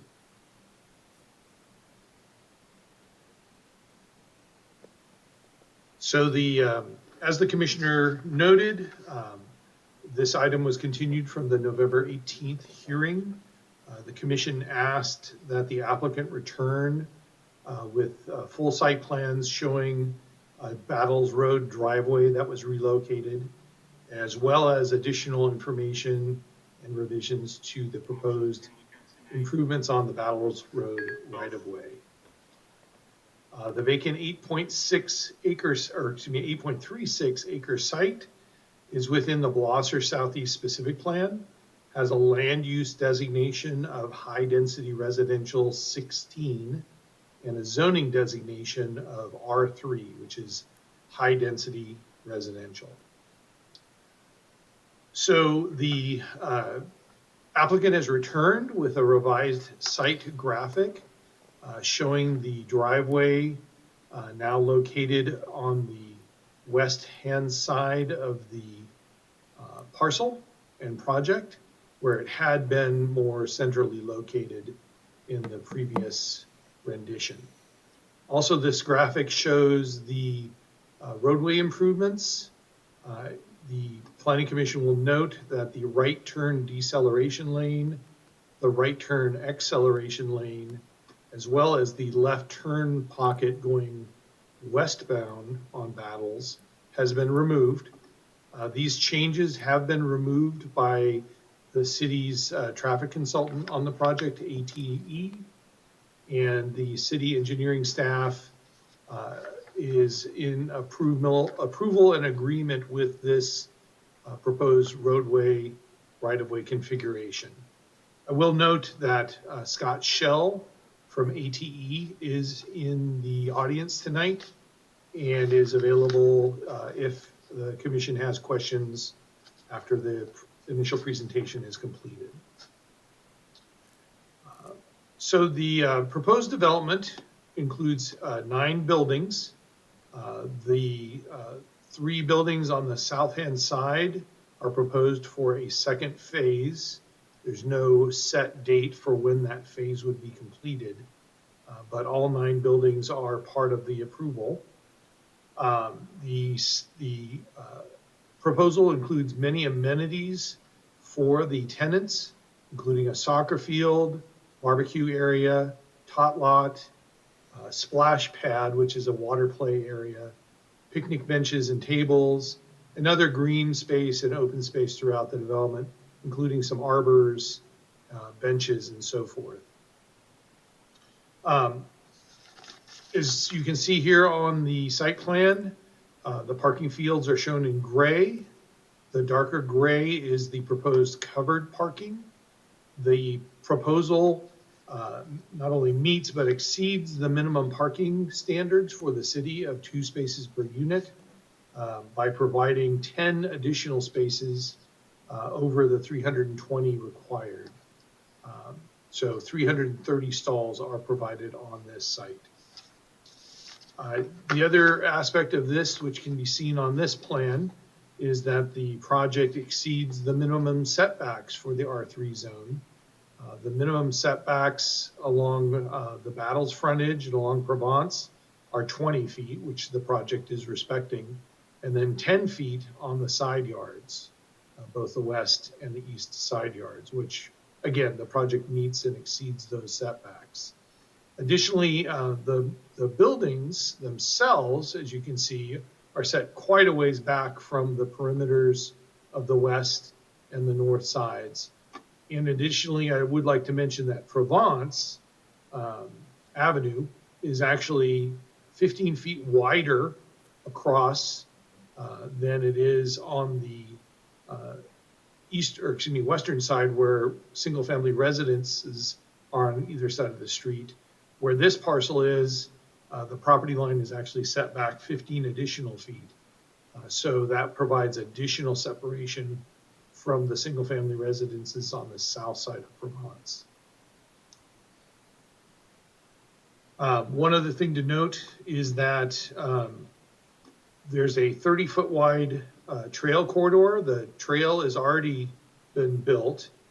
This project will landscape the eastern side of that trail corridor, and that's where the property line is, and then the setback will apply. So these buildings along this western side, the closest any of these buildings are to the neighboring residential structures is over 115 feet. And on the south side, with Provence being a little bit wider in this area, the closest building is approximately 90 feet or more from any of the residential structures on the south side of the street.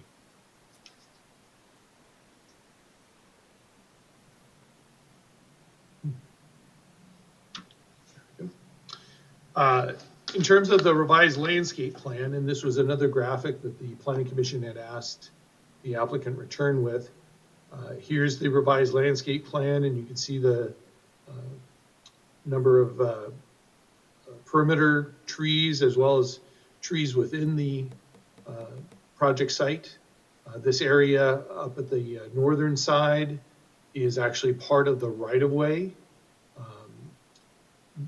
The landscaping will be done by the applicant, and my understanding is that Rec and Parks will be taking this over as part of a street landscaping district. In looking at the landscape plan, things to note here is that the project site exceeds the minimum landscape requirement for the project. It's providing 21% of the site as landscaping, as well as meeting its requirement for open space per unit. And in the R3 zone, they are to provide 250 square feet of open area per unit. And this site, in this project, is meeting that requirement. So the project on a whole meets or exceeds the standards that were set forth in the Gloucester Southeast specific plan. They integrate aesthetics, safety, and function into the site design. They have ample landscaping along the perimeters and within the project. They are going to be including pedestrian-oriented site lighting.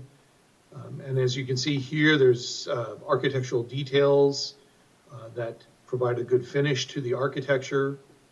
The buildings have articulation with varying heights.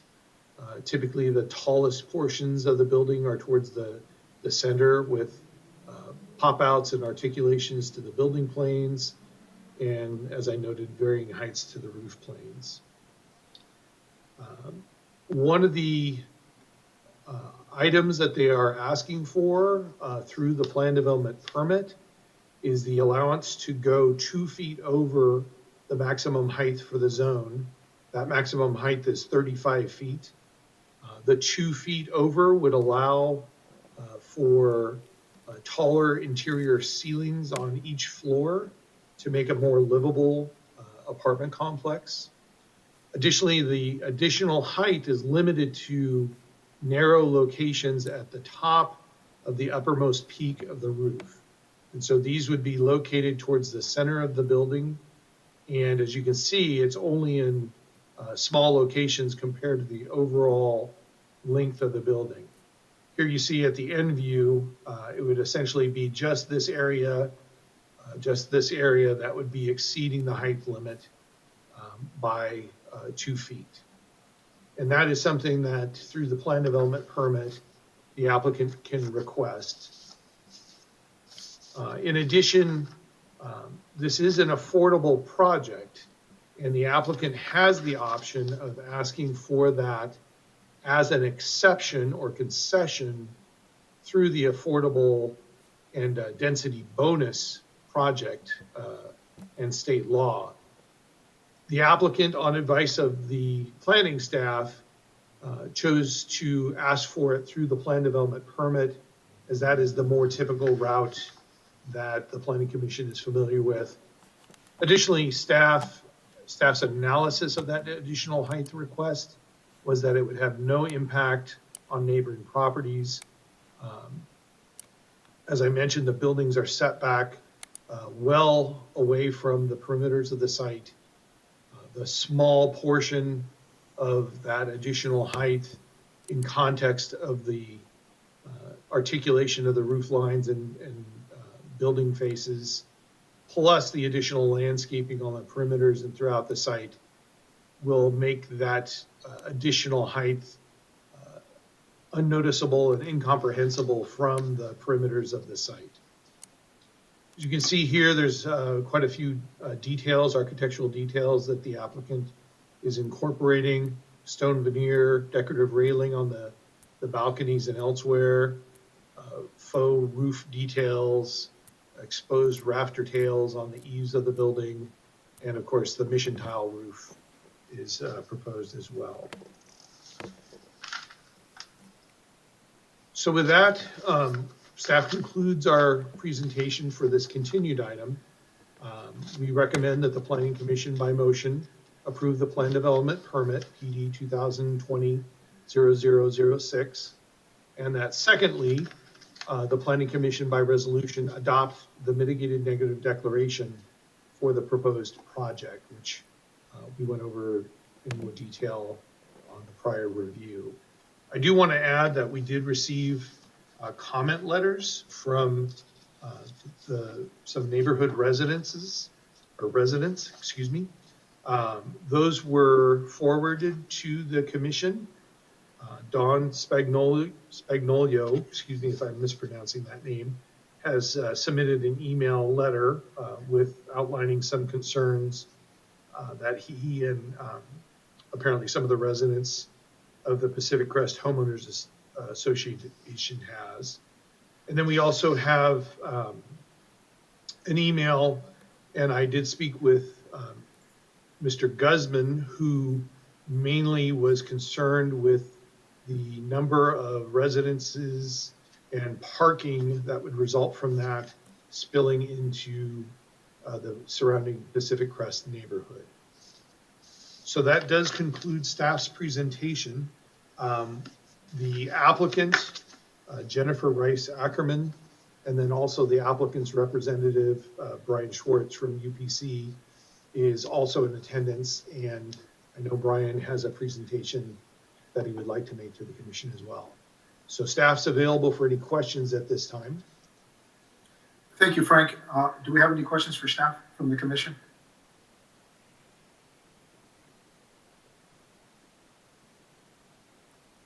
Chair, I have a question. Go ahead, Commissioner Blanco. The width, Frank, that you're talking about on Province Avenue, the 15-foot width, is that the right-of-way width or is that the pavement width? That is the right-of-way width. The parcel line for the single-family lots, if you can see the red highlight here, the single-family lots were designed where their front lot line is actually the curb. On this parcel, the parcel line actually dives up north. And so while this southern property line for that row is consistent and stays in alignment, the line on the north moves up to the into the site 15 feet. So when they show a property, excuse me, when they show a setback line of 20 feet to the nearest building. That's in addition to being set back an additional 15 feet from the curb, unlike the properties, the single-family properties that have a front property line at the curb. Great. Thank you, Frank. Certainly.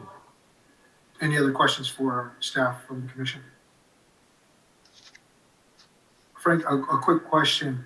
Has the applicant stated that they're looking at having some off-site parking measures or incorporating something that we've seen past developments do with restricting ownership of cars for the complex? The applicant does have parking measures that are provided for all the tenants on the facility, and the applicant will be addressing that in their presentation. Thank you, Frank. Any other questions for staff? I've got a question, Chair. Commissioner Seifert. Frank, I know that Commissioner Blanco looked over the traffic and had some comments on the last time we looked at this. Are you, and the traffic engineer is here? Correct. Yes. So he's happy with this, that if you turn left out of this project, there's no acceleration lane on Battles. That's okay. I know Commissioner Blanco had some concerns with the close lanes coming in, decelling into the project and out of the project. But when you cross over and go to the west, we'll be going right into moving traffic. Is that okay with the traffic guy? Yes. ATE, as I mentioned, ATE has reviewed this design, and this design is acceptable. Our engineering staff has reviewed this design, and they have found it acceptable as well. Would this be the time, or should it be the applicant about the landscaping on the fence? Is it better for the applicant? Are you speaking of the comment we received regarding yes landscaping? Yes. I can speak to that briefly, and then the applicant will be able to take over. So when we first received this application, the project was proposing masonry walls on all four sides. As a planning division and through our development standards and looking at updating development standards, we as planners are understanding more and more that walling in and walling out members of the community from projects doesn't foster good community. And additionally, on a micro level, is contrary to ideas about public safety and having visibility on pathways and so forth, such as this. So on the recommendation of city staff, and as a condition, city staff has requested that on the north, west, and south sides, those masonry walls be replaced with wrought iron that can be seen through, and that is intentional. We want vision in and out of sites. We want tenants to be able to see what's going on the street around them, and we don't want to create walled corridors that are essentially no man's lands and are very anti-pedestrian and very uncomfortable for the pedestrian to be in. So we have encouraged as staff that these be wrought iron fences, not walls. The only wall that will be incorporated on this project is between the additional path that's shown here on the east side and the railway corridor. And that's actually supported by staff, the applicant, and in past projects, the railway has requested that solid walls be provided. So along the eastern perimeter of the site, there will be a wall. The rest of the fence, or the rest of the perimeter will simply be fenced. Thank you. Thank you, Frank. Thank you, Commissioner Seifert. If there are no other questions for staff, we can turn it over to the applicant. I have one more quick question. Yeah, Chair. go ahead, Commissioner Blanco. So Frank, on the east side there and that masonry wall, is the trail to the west of that wall? And is that going to be a public trail or is that going to be on private property? How is that going to work? This is a public trail. I believe it is simply going to be an easement. It's a continuation of an easement and a public trail that runs along the railway track going south down to Sonia, I believe. So this will be a public trail, and this will also be a public trail that runs through the Pacific Crest neighborhood to the south. And this is part of a trail system that was established under the Blosser Southeast Pacific Plan. So the far eastern side, this is the property line of the project. That's where the wall will go. You'll have the trail and trail corridor and landscaping. And then there will be a fence along this edge of the development. So there is a fence there, Frank. There's like a 6-foot wrought iron fence? Along like this edge between the parking and the trail, Yes. but along this edge, it is a wall.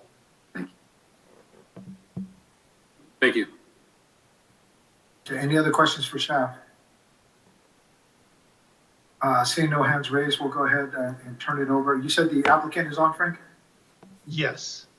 I see Brian. Okay, there he is. Go ahead, Brian. Good evening, Planning Commissioners. Brian Schwartzer from Planning Concepts. We also have Jennifer Rice and Paul Fortino from Southport Financial. They are the applicants. They are also developers of many multifamily housing projects who specialize in affordable housing. They have approximately 120 apartment projects that they own in various locations throughout the United States. And we also have our design team of professionals here this evening to answer any project-specific questions.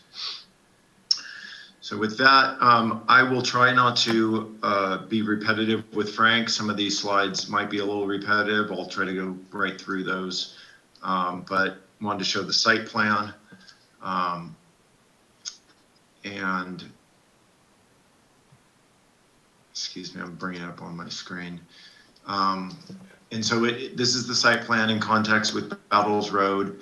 The access design is essentially the same at Western and Battles, just to the west of the site. And I show that as an aerial photo on the next slide, just to put it into context of how it looks today. So if you could show that next one. And so you can see this is existing Western Battles intersection. You can see the bike lanes on each side, 2 travel lanes, the left turn pocket in, and then the stripe median without a deceleration lane. So maybe I was hoping that would give the commission a better picture of what that will look like. Next slide, please. Next slide, please. And Frank's already showed the some of the elevations and perspectives. Again, the good articulation, both vertically and along the roof line. And then he's already also on the next slide that I have, Frank, thank you, has already gone through the color and materials. So I'm not going to go through this again. You can go on to the next slide, please. Covered essentially the recreational amenities, and it really is just a project rich with amenities, and including the clubhouse, which is going to have a lounge, kitchen, computer room, fitness center, laundry services, outside patios overlooking the barbecue and park areas. Next slide, please. And then these are some of the images that to give you an idea of the landscaping, the play structures, the splash pad, there's going to be pedestrian walkways surrounding, connecting all through the site. the multi-purpose trails that you were just discussing, and some images of the nostalgic lighting that will be installed. Next slide, please. And so we did have a neighborhood meeting. We reached out to the neighborhood on early September to have a dialogue about the project, show them the plans. The meeting was noticed 300 feet to the Pacific Crest neighborhood. We have revised the plan, moved the exit onto Provence from the west to the east drive aisle with some concerns about lights shining into houses and in conflicts with the multi-purpose trail. If you could go back to the Centennial Gardens neighborhood meeting. Great, thank you. And then we did hear some of the concerns about the on-site, off-site parking. Again, there will be a maximum of 2 cars allowed per unit. The managers will work with the residents to discourage off-site parking and be the contact for neighborhood residents so that they will have a liaison directly to the project. And just as a side note, we also gave a full presentation at the study session and the public hearing last month. And so we've tried to be proactive in reaching out to the neighborhood at an early stage and made project adjustments, with some of their concerns. With regards to the lease, there were some questions about occupancy. There is a maximum of 2 persons allowed per bedroom plus 1 extra person within the unit. So for example, a 2-bedroom unit would have a maximum allowed of 5 occupants. All the tenants must be screened prior to occupancy. They screen for financials, they screen for background, they screen annually. They really have an excellent idea and keep very close tabs on the residents. With a little bit more on the parking, again, unauthorized parking on site will be towed. And again, the parking exceeds the city standards. There's public transportation nearby. There's 2 bus stops near the project, one within a quarter mile and another within a half mile. According to the applicant, the residents of their projects, typically, they just simply can't afford more than 2 cars and rely heavily on public transportation. Also included in the tenant's lease agreement are regulations concerning noise, upkeep of the property, rules regarding guests, rules for general conduct. And one of the advantages of apartments is that they do have the right and can exercise the right to remove persons who don't comply with the regulations, which is not really the case in a single family neighborhood. And I think it should be noted just real quickly is that these residents that are going to be living here, these are working class people from the community. They have jobs, they must have a job. There's income qualifications to live there. And these are working class people. They're teachers, they're healthcare workers, they're construction workers. So I just kind of want to point that out, that these are people within the community and within the region that are employed and working here. And I would like to turn it over real quickly, if I could, to Jennifer Rice or Jennifer Ackerman to just talk about or elaborate on any of the points with regards to the management of the units, anything that I might not have covered that she'd like to discuss. She has a keen insights into the tenants and the parking and the management. And I know has been I read the letter and that was a concern for some of the residents. So if you could turn it over to Jennifer and then bring it back to me for the final summary slide, please. Thank you, Brian. Yes, Ms. Ackerman, please go ahead. Thank you, Brian, and thank you, staff. We do manage affordable housing throughout the nation. We have 12 properties in the state of California already, and over 1,000 units. 100% of those units are affordable housing. We are an affiliated management company, which means our owners have more involvement in the day-to-day oversight of the project than most developers in the area. We are renting housing that is safe and affordable housing. This is for your working class tenants. They will be, as Brian stated, they will be your teachers, your nurses, your construction workers, your restaurant staff, your grocery employees, and people who are already a member of the community of Santa Maria. He did go a bit into the screening process, but I'll go a little bit more into detail. We do have a very thorough application process, which searches into the credit and criminal history. Once an applicant passes the screening process, they will have to be income qualified, meaning they have to be below the maximum income to qualify, as well as have a minimum income to qualify. They have to have a job. They have to have money to pay rent. Every person 18 and over living in the household has to apply, pass the screening criteria, and income qualify. Because of our tax credits, it's extremely important that we know who all lives in a household at all times. And no one is allowed to move in or out of a household without being screened and income qualified. Once a household is approved, we have many community rules that have to be followed. If any of these rules are not followed, we can terminate a lease because of not following these household rules. These rules can include, but are not limited to, quiet hours, outward appearance of the unit to include the patio and decks, health and safety issues, including good housekeeping, trash, speeding in and around the community, parking, which will be mandated at 2 parking spots per unit. We will have a vehicle registration at the front desk. All guests and tenants will be required to register their vehicles. More rules that will need to be followed is just general conduct.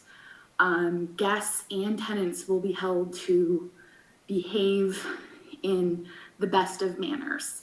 And less common issues such as illegal activities or acts of violence are all reasons that we could terminate a lease. Not only do we inspect our projects annually, we do have a state agency that inspects our projects annually as part of our tax credit project. And we are constantly able to provide good, safe, affordable housing projects that we can be proud of and the community can be proud of as well. One thing that I do want to bring up before I pass it over to Brian is our application timeline. We are applying in January for our tax credit application. I realize that's about a month and a half away. However, we need city approval to apply, as well as multiple forms from the city to apply. We went through this process in January of this year, and it took about a month and a half to get those forms turned around from the city. So currently at this timeline, we're really tight. So I urge the commission to move forward with the city's motion to approve this project. Thank you for your time. Thank you, Ms. Ackerman. I have a real quick question, Ms. Ackerman. It is a competitive process, these tax credits, right? Yes. Yes. So if you're not funded in January, this project's entitled, what happens to the project? We would continue to move forward with another application. Okay, and that would, when's that next cycle for protection? They haven't released all of the dates for 2021 yet. Generally, there are 3 to 6 months between each application round. depending on which type of application you do. Okay. I guess what I'm getting at is, if, say this for some reason doesn't get approved in 2 cycles, would you folks ever consider selling this, just to selling the project, and then it all the entitlements that, I guess maybe this is a question for you and for our city attorney, do those conditions, they continue on with the property, correct? Heather, is that accurate? Whatever conditions if the city were to approve this project, whatever conditions they impose on the project stay with that project approval, with that entitlement to whoever is the owner. Okay. They run with the land, they stay with the project. Okay. If I could also add, part of the conditions are the findings, and the findings are specific to this project application, which also includes this project's mix of affordable housing, on-site management, and all the other details that have been presented to the commission.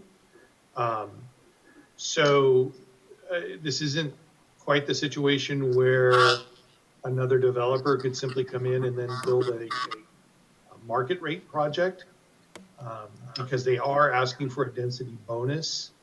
If this were to become a market rate project, they would not be able to have that density bonus, and the number of units would therefore be reduced, which would change the project, which I don't see any way that would not require a new plan development permit approval if that were to happen. Thank you, Frank. And then I guess I have my last question is, if I guess there's some sort of resident code of conduct or rule book, is there a way we can make that as a condition, add it to the conditions? Certainly, we could add a condition that this project will be, as part of the project management, there'll be a rules of conduct issued to each tenant, and which the tenant is subject to complying, and to be managed by the project manager. And ultimately responsible to the city, right? As a condition that residents would have to adhere to that code of conduct in order for the project to remain in compliance with the conditions of approval? I think the city would be in a position of enforcing that condition on the property management. We would not be in a position to be able to enforce those rules of conduct, but we would be able to enforce that the management would have to enforce those. Okay, yeah, that's what I meant. I'm sorry. Yeah, thank you. Can I speak to that just a little bit? Go ahead, Ms. Sarah. We do have in our lease rules that they have to follow city, state rules and laws, and we can evict them for things that don't follow the city guides and so forth. Okay, thank you. That was my question. Ms. Ackerman, if you're comfortable, we can go ahead and bring it back to Mr. Schwartz. Can I ask her a question real quick? Yeah, no, absolutely. Commissioner, please go ahead. I just wonder, is there any teeth to this parking in Pacific Crest? So what I take it, you have the on-site manager, the people have his number, the guy, Don, that wrote the letter, comes over and says, there's people parking in front of my house. What happens?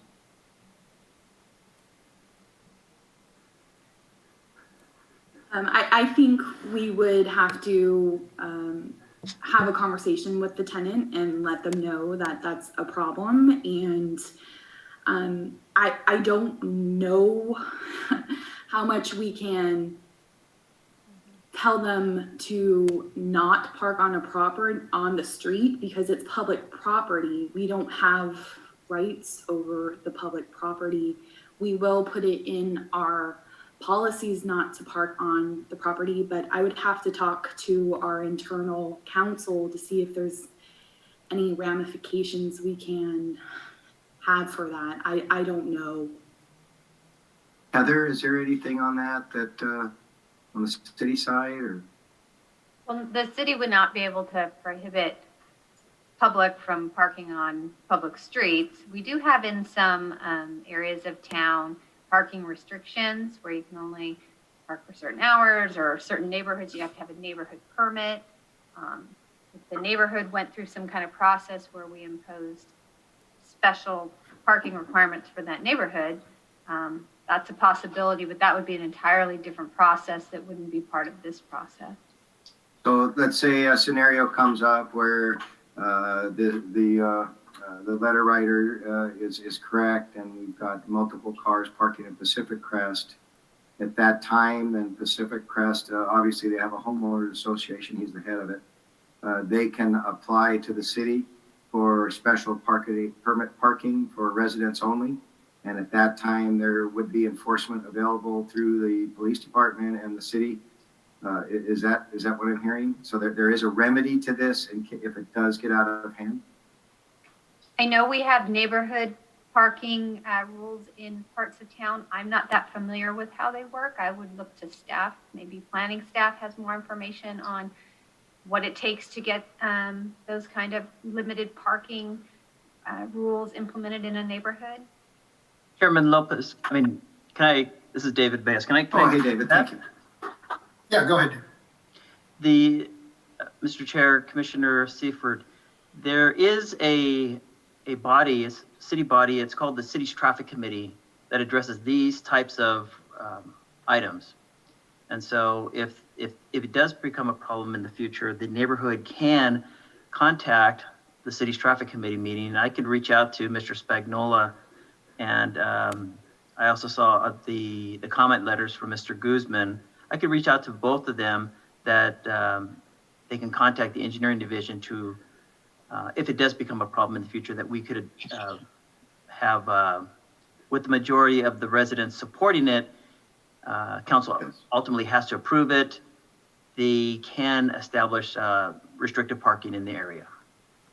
Excellent. Yeah, I just want to make sure that they have some method so that we don't enforce something on them that they can't, that we don't approve a project that's going to impact them in a way that they don't have any way to mitigate that. So that sounds very reasonable, and it sounds like the lease fees are on this, and it sounds like the people probably won't have more than 2 cars, but if we're allowing 5 people per 2-bedroom, like the letter writer says, that could be 5 cars.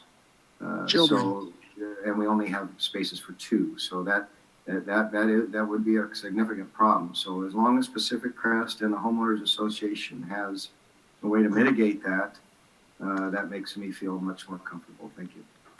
Thank you, Commissioner Seifert. Engineer Bays, are you still on? Yes. Okay, taking it back a little further, Ted Zenich Gardens was developed on I'm going to say just right behind Jack in the Box. Yeah, it is right behind Jack in the Box. One of the biggest concerns for the residents was parking off-site. Now, they are a similar affordable housing project, and they were able to really have some teeth in, I don't know if it was their residents' rules of conduct or some, they had some instrument that they could use to really curtail off-site parking. I guess that's where I was going with, if there was a residential handbook or rule book that we could condition to be part of this project, and then the city has an instrument to enforce those rules that are being broken, and in terms of letting the property manager enforce those. Do you recall anything like that for Ted Zenich? Chair, I do not recall. I'm looking at actually Google right now, but I do not, as someone had mentioned, it is a public street, and technically they can park there. It's restricted parking on one side of the street, but Chair, if you don't mind me interjecting, this, I was on the block grants committee when Ted Zenich opened up, and then shortly thereafter I moved over to the housing authority. I was on their board, the Housing Authority of Santa Barbara County, who runs Ted Zenich. Right. And basically what they had was they had agreements for all of their tenants that, one, that they would only have one car, I think that, as I recall correctly, and two, that they would not park off-site a second vehicle. And so ultimately, because it was affordable housing and because they were all on, the long list to get onto affordable housing, nobody ever wanted to transgress that rule or any of the rules that they submitted for fear of being evicted, and therefore, boom, you're off the list, and it's another 3, 4, 5 years before you can get on the list again. So that's where the teeth really was, it was the fear of eviction, of transgressing the rules. So if these folks have the same sort of ability to evict because of that, of basically putting out a rule where you have X amount of cars and you're not allowed to park into the following neighborhoods, then maybe so. But maybe they've got a different situation than the housing authority had. But that's basically how the housing authority was able to keep things in line. And as far as I know, have been able to since they opened up, 10 years ago, 12 years ago, wherever it was. Okay. Thank you. Yeah, who's that? If I may also interject. Okay, yes, go ahead. And we typically don't, because our code only recognizes on-site parking. We typically don't look at the street parking available. But one thing to note is that on Provence, they have over a 500-foot frontage on Provence. And there will be one driveway on that frontage. But other than that 500 feet, it probably will be reduced down to about 480 or so, will be available for on-street parking if absolutely necessary. And I know I'm not mentioning this as a alternative to what the applicant has described as limitations and rules, but just so the Planning Commission is aware, this is not the usual situation, as there is that long length of street frontage that will be fronting the project and could accommodate approximately 22 at the very least additional automobiles. So the site is already providing 10 additional spaces over the 2 per unit. Plus there is some on-site parking would not be in front of a single family home. What's a parking space normally, the length of it? What's the standard? Space along a street, it's 20 feet. So you got 25 extra cars there if they completely stacked it up before Right. They start pouring into the neighborhood. And hopefully that would not be the case. Sure. There is that extra. A lot of cars are less than 20 feet. Not in front of a single family. Excuse me, I'm sorry. But a lot of cars are less than 20 feet. My truck's 20 feet. So if it's not marked, if it isn't spaced out, then you get the Priuses and the Focuses, and you're going to have more than 25. This 20 feet, that's a pickup truck, a large vehicle. The little cars, you can get darn near half that. And again, the municipal code does not recognize that on-street parking, but it is the context of the project site. Thank you, Frank. Let me just make a quick announcement. Brian, is Miss Luna, or is there a gentleman named Joe part of your development team? Is there a Lourdes Luna or Joe part of your development team? No, those names are not familiar. Okay, thank you. Miss Luna, Mr. Joe, we're currently at the applicant stage. Once the commission has asked applicants questions of the applicant, we'll go ahead and go back and forth a little bit, and then we'll open it up to the general public. So if you hang tight, we'll get right to you folks. Any other questions for staff? One more question, Chair Lopez. Go ahead. On the extra 10 parking stalls, those are visitor stalls that are for any visitor? Do they have to register as a visitor when they come to use those stalls, or how are those going to be utilized? Yes, we do require that any vehicle that is on our property is registered at the front desk. All guests will be required to register to be on site. Thank you.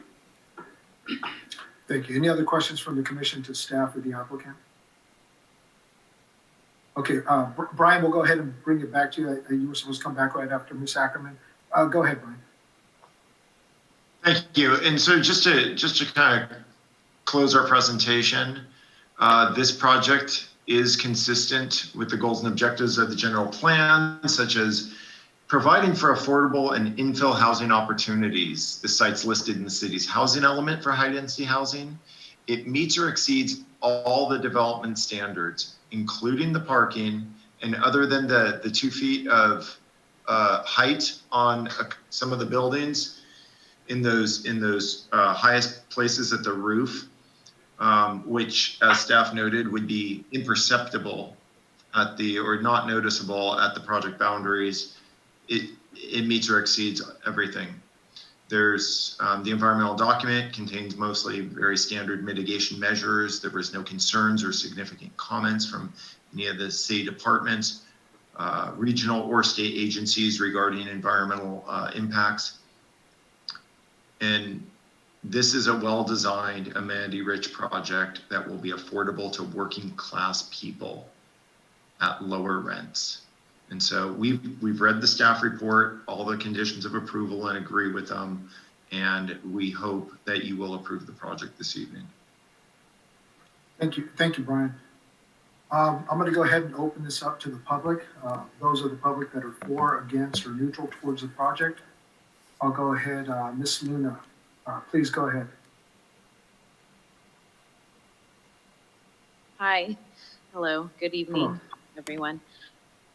So I'm a resident here of Pacific Crest, and I, along with the gentleman you said wrote letters, we are concerned about, as stated before, the parking and how it will affect our residences, because, and then, it was also mentioned to bring it up at a traffic committee. So there's another apartment complex that we've been having a lot of problems with, and we've been bringing it up to traffic, and we've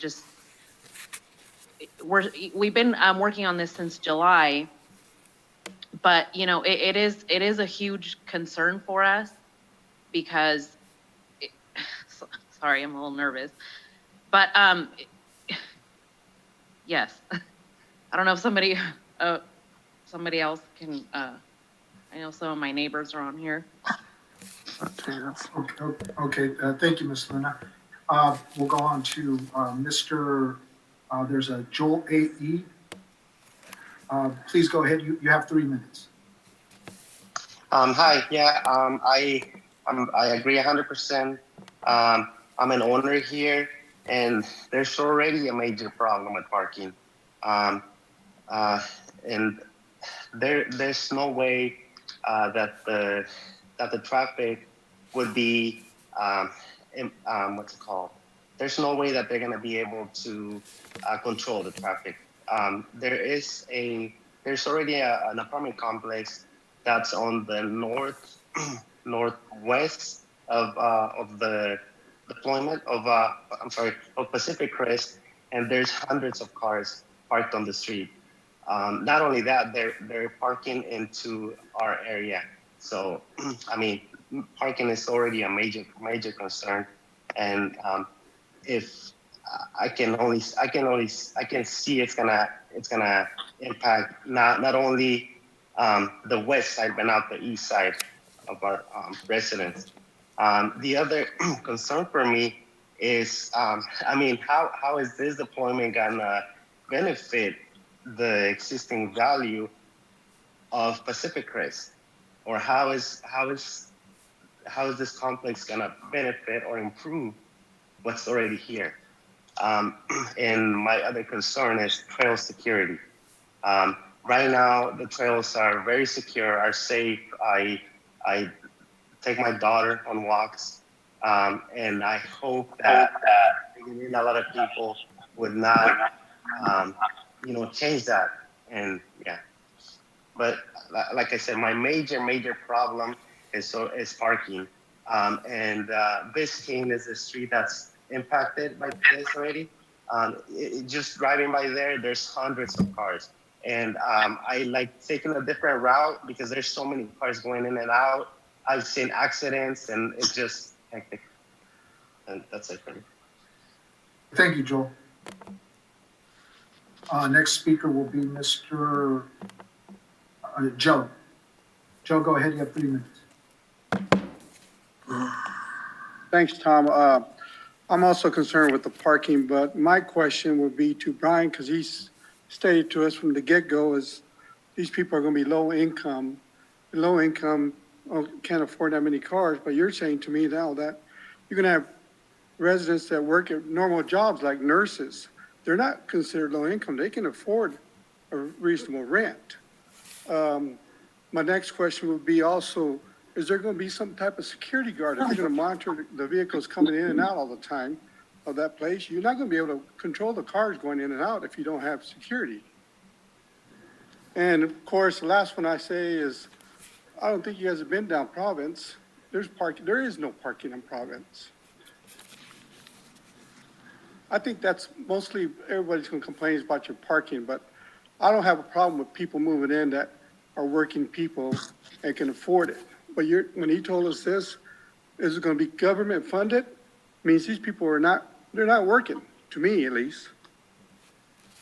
That's it, Tom. Thank you for letting me speak. Thank you. Quickly, I did visit the project and I did go down Provence. All the parking seemed to be it was densely parked except for in front of the vacant lot. So I think there's some existing residences that also park on the street, and I did notice that when I drove down Provence when I visited the project a couple of weeks ago, or actually at the last time we heard this. In any event, I'll move on to Mr. Spagnolo. Please go ahead.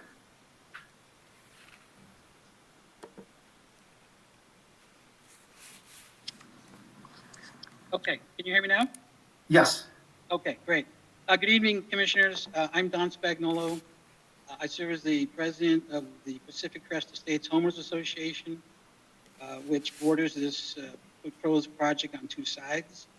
I know that you probably received my email with some of the concerns from the residents that they've expressed to me.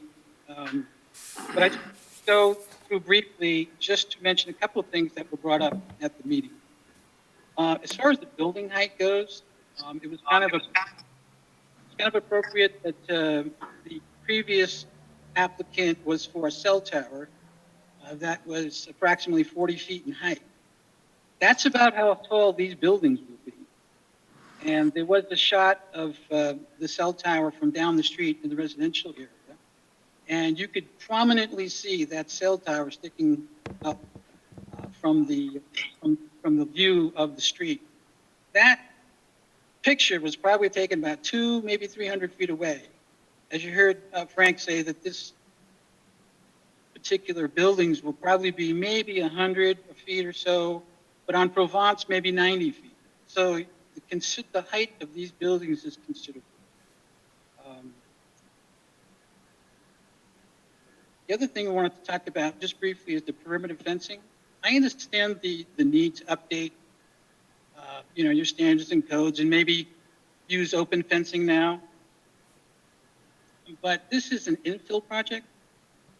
Probably not the best place to use a new design. Maybe save that for a whole area where you can completely use it for the entire development. This is an infill project that has block walls. I know we don't want to wall people in, but maybe consider, breaking it up as far as the wrought iron versus the block walls.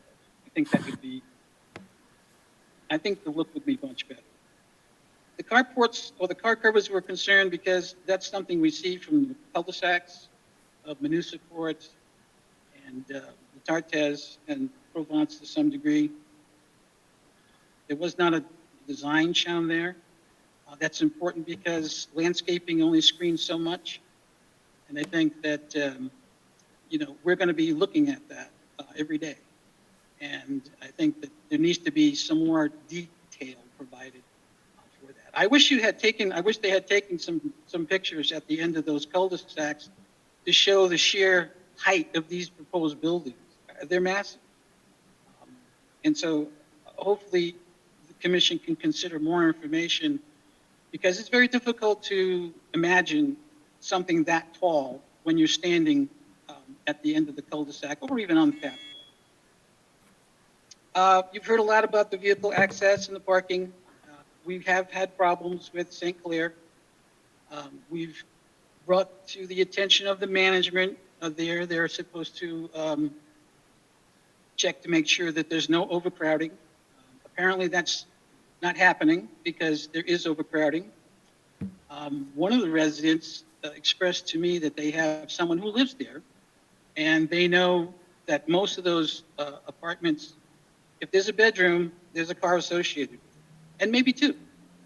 And so when we look at the proposed project, we didn't talk about the 72 bedroom units or the 73 bedroom units or the 24 bedroom units. So when you add all that up, as I mentioned in the memo, you know, you're looking at 420 cars, potentially. Mr. Spagnolo, can you wrap it up? The 3 minutes is up. Please take another 15 seconds for that. I know that the standard is 2 cars, but that really isn't the reality. So yes, we have some issues. I never got contacted, but I wish I had. But I would like to see the commission consider lowering the buildings down to 2 stories. That would accommodate more parking. And also, we need to talk a little bit more about the connection between Provence and Pergola. Cars that are coming out of this development, taking a right down Provence, that's a planning commission, the traffic commission future agenda item. And so I hope that the commission considers these things and the impact on the existing residents. Thank you. Thank you, Mr. Spagnolo. Ms. Luna, we typically only do 1 public comment per person. So I do see your hand, but you've already had your public comment. So I will go ahead, bring this back to the applicant, Brian Schwartz, for any rebuttal. Only the applicant gets a rebuttal. Go ahead, Mr. Schwartz.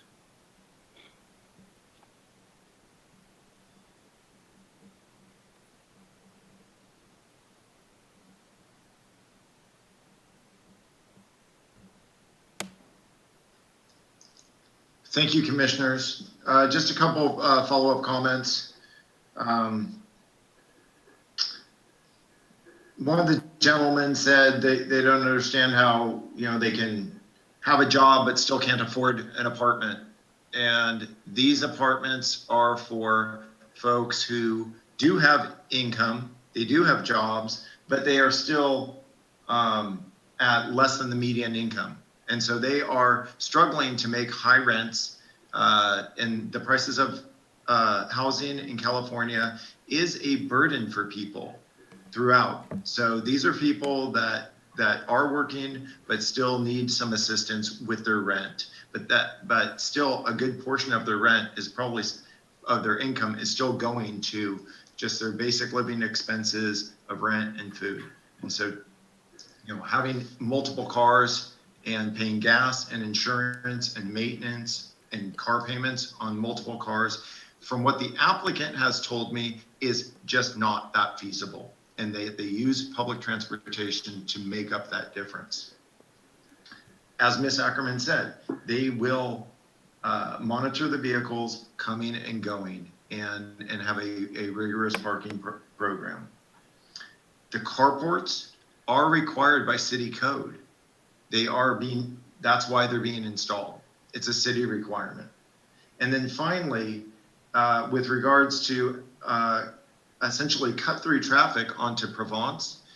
If the commission wants to make Provence emergency access only and have access only onto Battles Road in and out, as the traffic study studied it and determined that there wouldn't be any impacts, the applicant is fine with that. If you want to stop any exit onto Provence from the project, the applicant is fine with that and making that emergency access only. So there would be no vehicles driving up and down Provence from the project. And those are my final comments. We're available for any questions. Thank you. Thank you, Brian. Does the commission have any questions? Let me go ahead and close the public comment period. And I'll bring it back to the commission for discussion, comments, or entertain a motion. I have a question. Oh, one sec there, Commissioner Seaver. I had Commissioner Dickerson with his hand. Thank you. Go ahead, Commissioner Dickerson. Brian, can I ask you a question? There's two accesses to the trails. One by it looks like Manusa Court, and the other is Martinez Court on the west side. Are those emergency access, or was the intent for residents to be able to come and go to access the trail more easily? That is for access to the trails so that they have easy access and don't have to walk around. And those are going to be, key coded or locked somehow. So it's really just for the entrances for the residents. See, I see obviously the residents on the west side are concerned about encroachment on what's already a tight parking situation. We've discussed Provence because the distance is so long that it's probably unlikely that people are going to move into or park into the adjacent neighborhood by going through that Provence area. But there is always the potential that people could use the cut-throughs to what was going to be a nicety that, to be able to hit those trails, but would actually park at those different courts and then use the cut-through to go into the buildings. Would the applicant be open to just having that as emergency exit and not open access to the trails? Jennifer's on the line. She can comment. I think that would be probably acceptable. And to one of the commenters' points, they were a little bit concerned with some view sheds coming from those cul-de-sacs as well. I think the applicant, and again, Jennifer's on the line, would be agreeable to beefing up the landscaping within those kind of areas that have views from the cul-de-sacs into the project, and having a little bit more landscaping screening there if they have concerns about I think I read in the letter that they had some concerns about headlights or, views into that. And so placing a little bit more landscaping within those areas, I think would be acceptable. Jennifer, do you have any comments on that?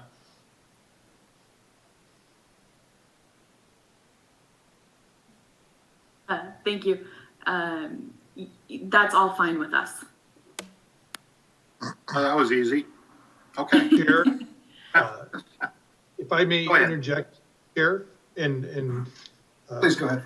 Dickerson, I can see your concern and I can see your thought process in terms of preemptively addressing potential problems on those cul-de-sacs.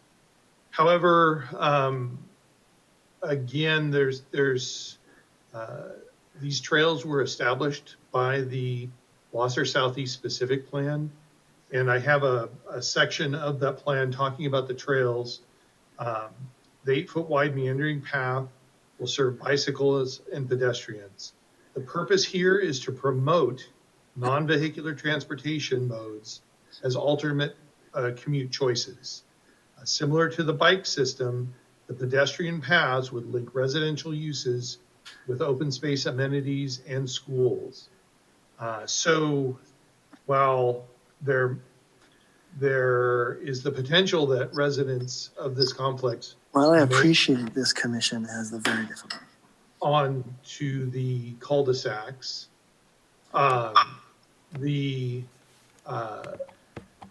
intent of those trail easements and those trails was to encourage pedestrian movement, and blocking those off and eliminating that opportunity for these tenants is contrary to the specific plan and contrary to the intent of those trails. But Frank, wouldn't it just mean that they would take either, they would go out Battles and then access the trail from Battles, or they would walk out the Provence exit and then access the trail? I mean, there's nothing prohibiting them accessing it.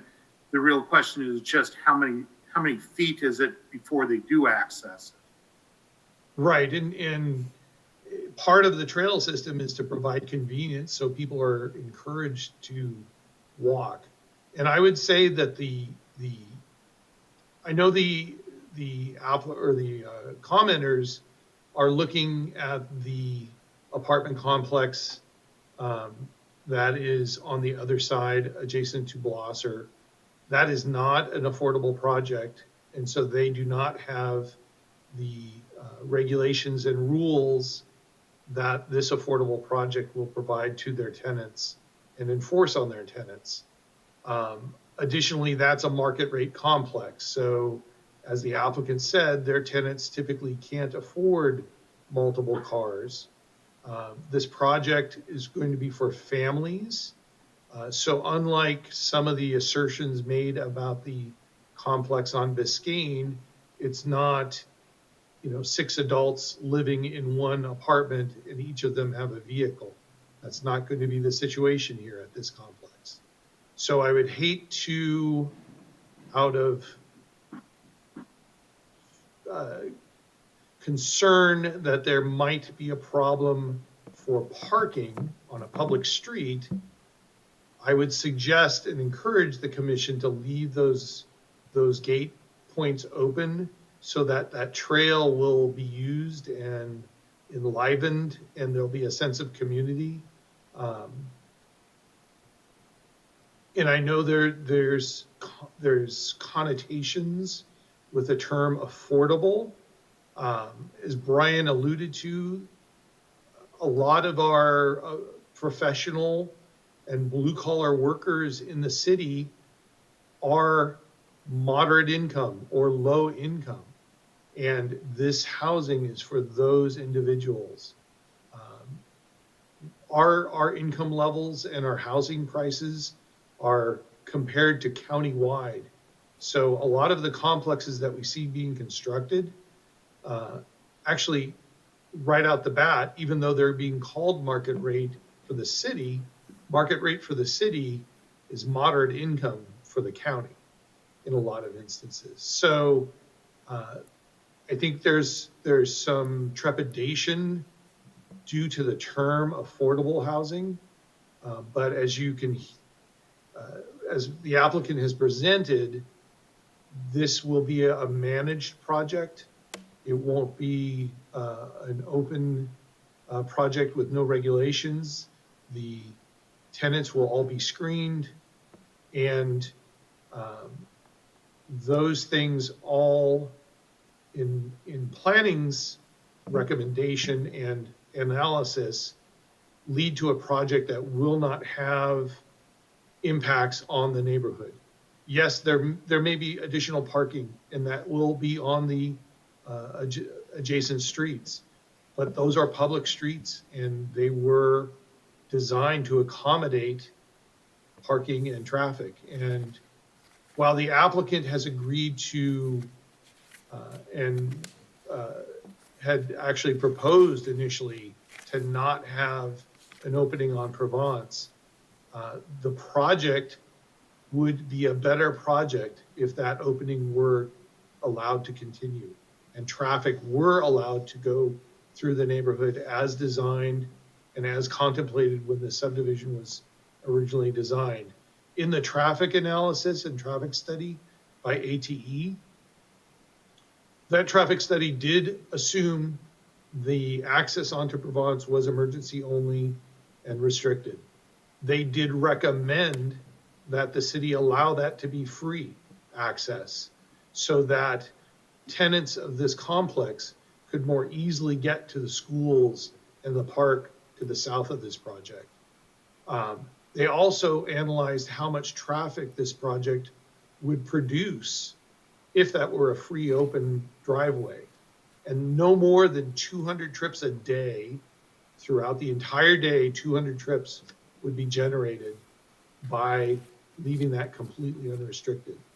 And that was staff's recommendation that that be left open and unrestricted to allow these tenants free movement into a neighborhood that is, once this project is built, will be their neighborhood as well as those who live in the single family homes. So sorry to get on a soapbox a little bit, but that's staff's recommendation. If the commission does choose, to close off the Provence access, that's within the commission's ability and purview. The commission also has the ability and purview to require that those gates be essentially not usable to the trail. But I just wanted to make sure the commission was aware that's contrary to the intent of that trail and the intent of the specific plan. Thank you, Frank. Thank you. Chair Lopez, you're muted. Thank you, Frank. Bring it back to the commission for any, I think Commissioner Seifert had a question. Yeah. I actually wanted to ask the applicant a question, the gal. No, please go ahead. Ms. Ackerman, are you still on?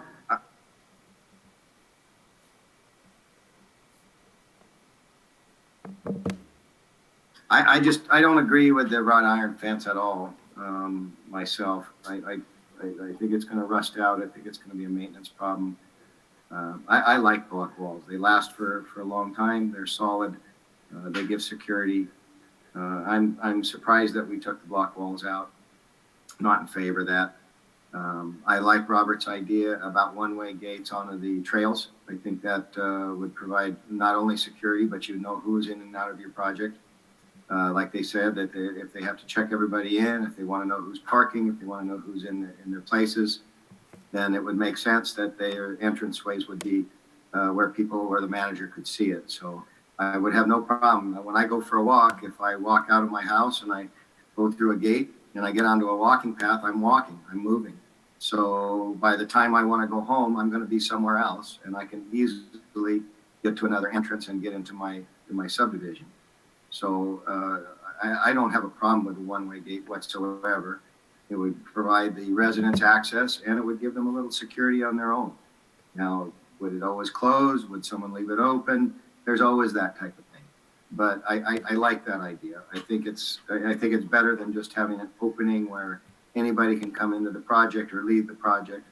I'm not in favor of the wrought iron. I like a block wall. I really don't, whether it's an emergency exit or it sounds like it would make more sense not to make that entrance on the south an emergency entrance. I think if I was living there, I would want that ability to go, like Frank had mentioned, to the south, to the school, to the parks, without having to go through the busy street and get out into traffic and to turn around. So I would be in favor of leaving that as an access area. As far as the Don Spagnolo's concern about the height, I understand his concerns. I live next to a two-story. I'm a single story. They built them after I moved in, and I don't care for them, but they meet code. And this project does meet code. I'm in no position to tell them to build a 2-story rather than a 3-story. I don't have that jurisdiction. I don't have that authority. They're well within their rights to build 3-story buildings, and I would imagine that when the property was vacant, that the zoning was out there for everyone to see, and they could look it up, and that the people living in the residences, buying those residences, had the information when they moved in that's exactly how it was zoned and what was going to be built. So it's always tough being a young man growing up in Southern California. Every play field I ever played in was built out and we were kicked off of. So I completely understand that things get built and you don't necessarily like them, but they're zoned correctly and they're approved. And it's really your due diligence to make sure that you know what's around you. So I don't feel that I have that authority to tell someone, take off a whole story of your building when it meets code. So I'm sorry on that one. The people here are not criminals. That's very clear. And if they become criminals, they won't be residents. I like that. I like the fact that this place, that these people are doing this management, and they are serious. And the people that are living at this level of income, they do not, as Commissioner Dickerson said, they don't want to be kicked out of this place. It's hard to get into. It's a great place to live, and I think they're going to do everything they can to stay there. You're going to have a few exceptions, and the management is going to get rid of them. The parking, I don't know. You know, I mean, I hear David, and I hear that we have some remedies, and I hear Frank that, you know, well, it's public parking and it's allowed. I hate it when people park on my street in front of my house. I live in a cul-de-sac. I mean, even if I'm not parking there, it bugs me. I mean, so I completely understand what they're talking about there. But again, we only have certain remedies to these situations. And I think that we've explored them all. We've explained them. And I'm sorry that they're not having the results. And they said they've gone to the city on numerous occasions for other problems and they haven't got them resolved. So that's a little disturbing to me. Maybe it's something we should talk about in a study session with David. I'm not sure. So I think the project is a good project. I like the fact that the management is so in tune with the residents. I think that they're going to find that these people are actually very good neighbors and that it's going to be managed well. Like I said, my biggest concern is the block wall. I'm just a fan of block walls. I think they last for years. I think they're good looking. I think we grow that nice vine on them, and that's my preference. I'm not a fan of wrought iron. I believe that's all my comments on this particular project, Chair. Thank you. Thank you, Commissioner Seifert. Any other comments from from the other commissioners? Chair, just maybe a brief comment. I think, you know, I certainly appreciate the work that the staff and the applicant did on making some revisions to the site plan and the circulation concerns that we had at the last meeting. I certainly have read the concerns of Mr. Spagnolo and understood those. I do think there is not going to be a perfect project no matter what, anywhere. So the fact that this has gone through a couple of iterations just, I think, is evidence that we're trying to make it better and we're trying to understand the concerns and address them all as best as we can. So I do like the wrought iron. Some of the developments that I've seen in town, you know, it just seems like they're completely closed off and not a part of the community when you have these 8-foot tall block walls around them. So I personally like the wrought iron. Is there some downside? Sure, there'll be some downside, but there'll be some downside, I think, with block wall as well. I think that that's a good solution for maybe a good compromise on privacy and security. And, you know, the height of the building's 2 feet is, I think, pretty insignificant. And are they tall? Yeah, I think they're going to be tall, but I think, like Commissioner Seifert said, I think that's out of our control. I think we're not going to make them redesign the project to bring it down 2 feet. That doesn't really make much sense. But all in all, I think we've put in a lot of hard work. I do appreciate Ms. Ackerman and her discussion about all of the guidelines and requirements. That's good to understand. I think it's a different project than the St. Clair project. I don't expect it to have the exact same situations. Good to hear that there is a remedy potentially with the traffic committee, and I would definitely encourage residents to use that committee and pursue avenues if it does start to become an issue. So all in all, I think it's evolved into a good project, and those are just my comments. Thank you. Thank you, Commissioner Blanco. Yes, please go ahead, Commissioner Dickerson. I like Commissioner Blanco. I actually prefer the wrought iron as well. Sorry, there you go. But I also I was interested in what Frank said, that this was kind of the new thinking on things to lighten things up, to give a little bit more security and being able to see what's going on visually around you. So I think that's probably beneficial.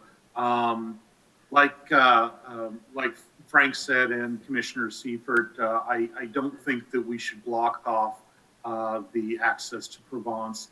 I think that the reality is that once this project is built, this grouping of homes and this grouping of residents are going to be part of that neighborhood, and I think that they should have access to the amenities of the neighborhood and the flow of traffic. I don't think it'll overly impact the neighborhood, and it will allow access to not just to Battles, which then would cause its own set of problems. I'm still for the one-way gates to the trail. I believe that if you're interested in using the trails and you're part of the community inside the complex, then you'll go out that door, you will walk the trails, and you will just know that to re-enter your the development, that you'll be either going to Provence or going to Battles. So I think that it probably does a pretty good job of both allowing access to the trails, but limiting the potential of somebody gaming the system and using the parking on either of the courts as additional parking, which they already have a problem with. So I think that there's probably reasons for that. Brian Schwartz mentioned additional landscaping on the courts and around that area for parking. I think that's probably wise.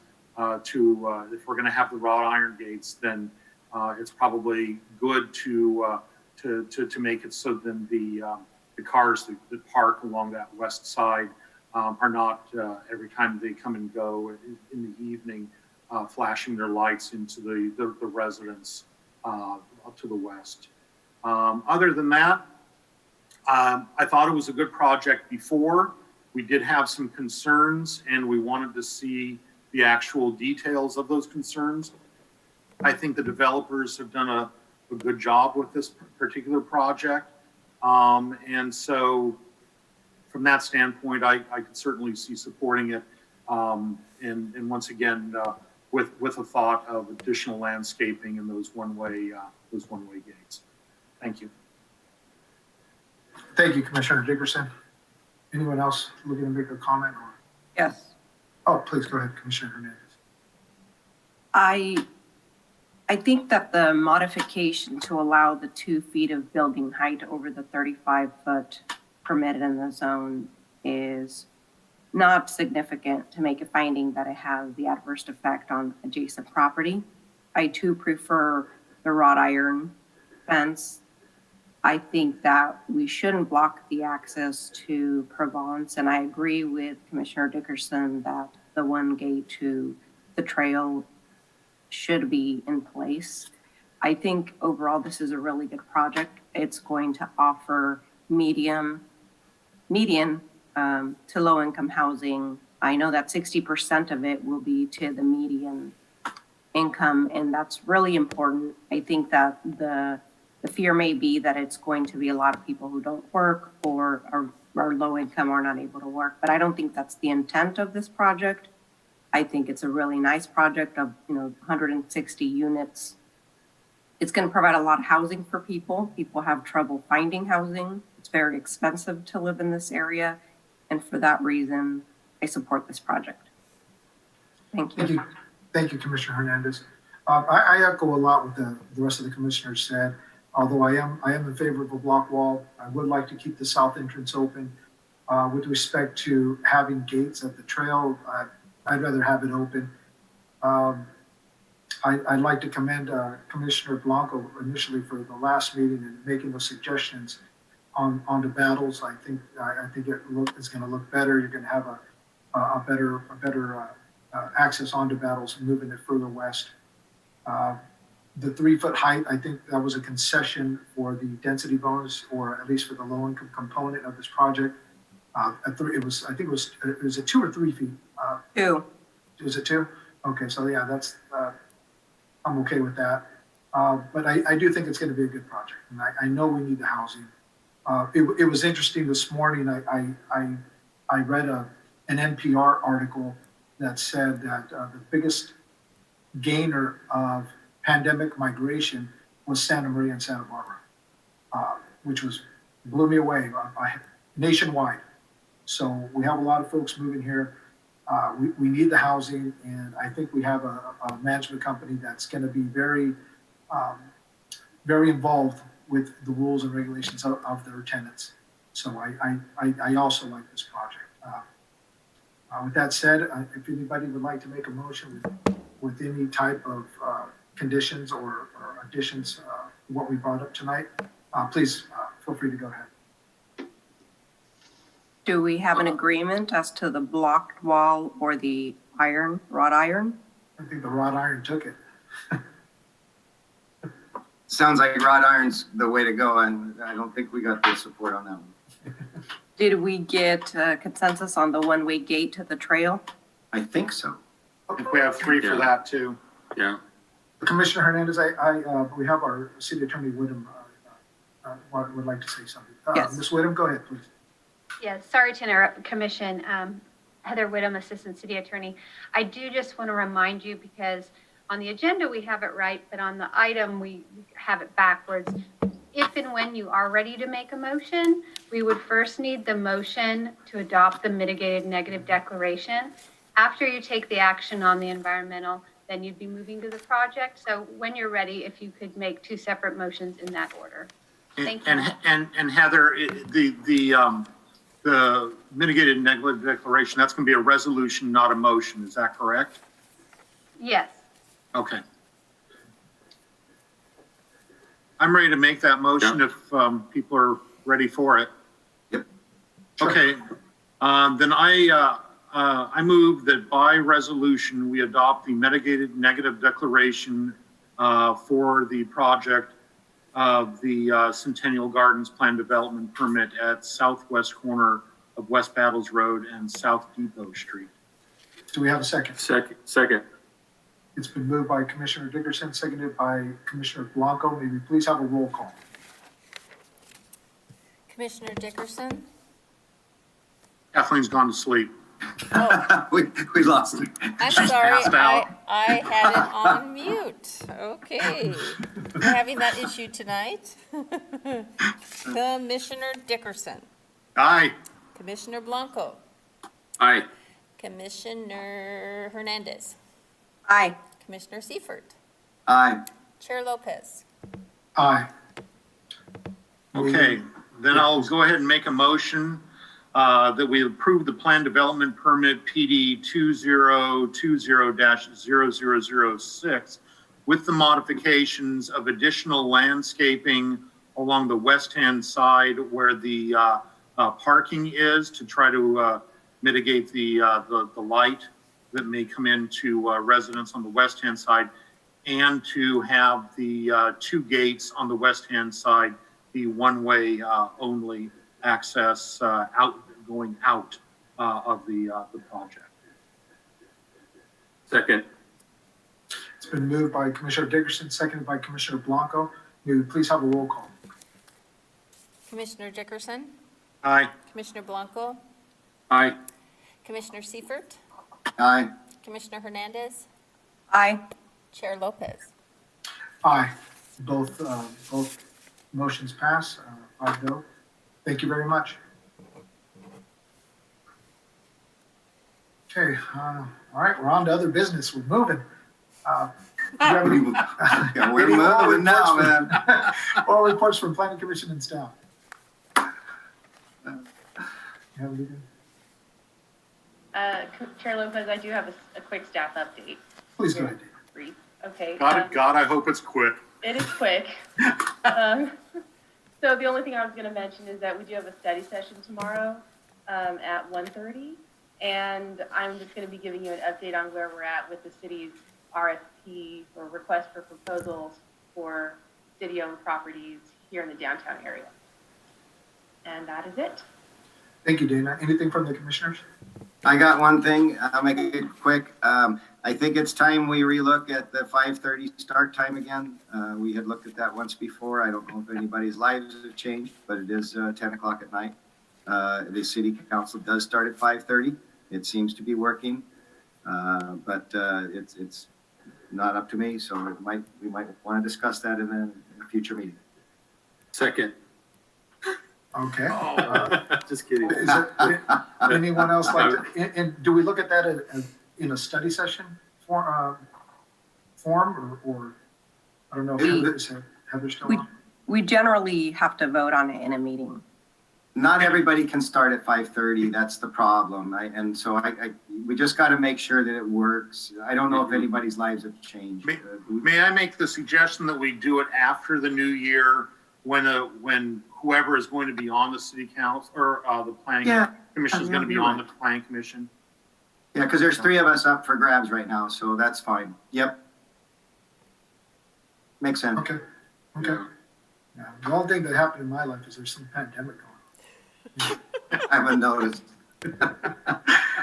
Any other comments reports or questions? I will make one quickie comment, and that's I don't know if anybody has seen them or not, but the Santa Maria Philharmonic has a thing they up on YouTube called First Fridays at 4, and it's about a 20-minute to a half-hour thing, but because they can't perform, in large groups and everything, they basically gotten smaller groups to some small groups of theirs to do shows and do some performances, and they're really charming. And I think they've done about 3 of them so far. And as the title says, it's First Fridays at 4 o'clock. But you can look at any of them, after they've played on YouTube. They keep repeating it. So some people ought to take a look at it. They're really very, very nice. Thank you. Thank you. Thank you, Commissioner Dickerson. Okay, with that, we are adjourned at 10 p.m. Thank you, folks. We'll see you tomorrow. Thank you. Good night, everybody. See you tomorrow. Thank you. Bye-bye. Thank you, everyone. Bye-bye. Bye.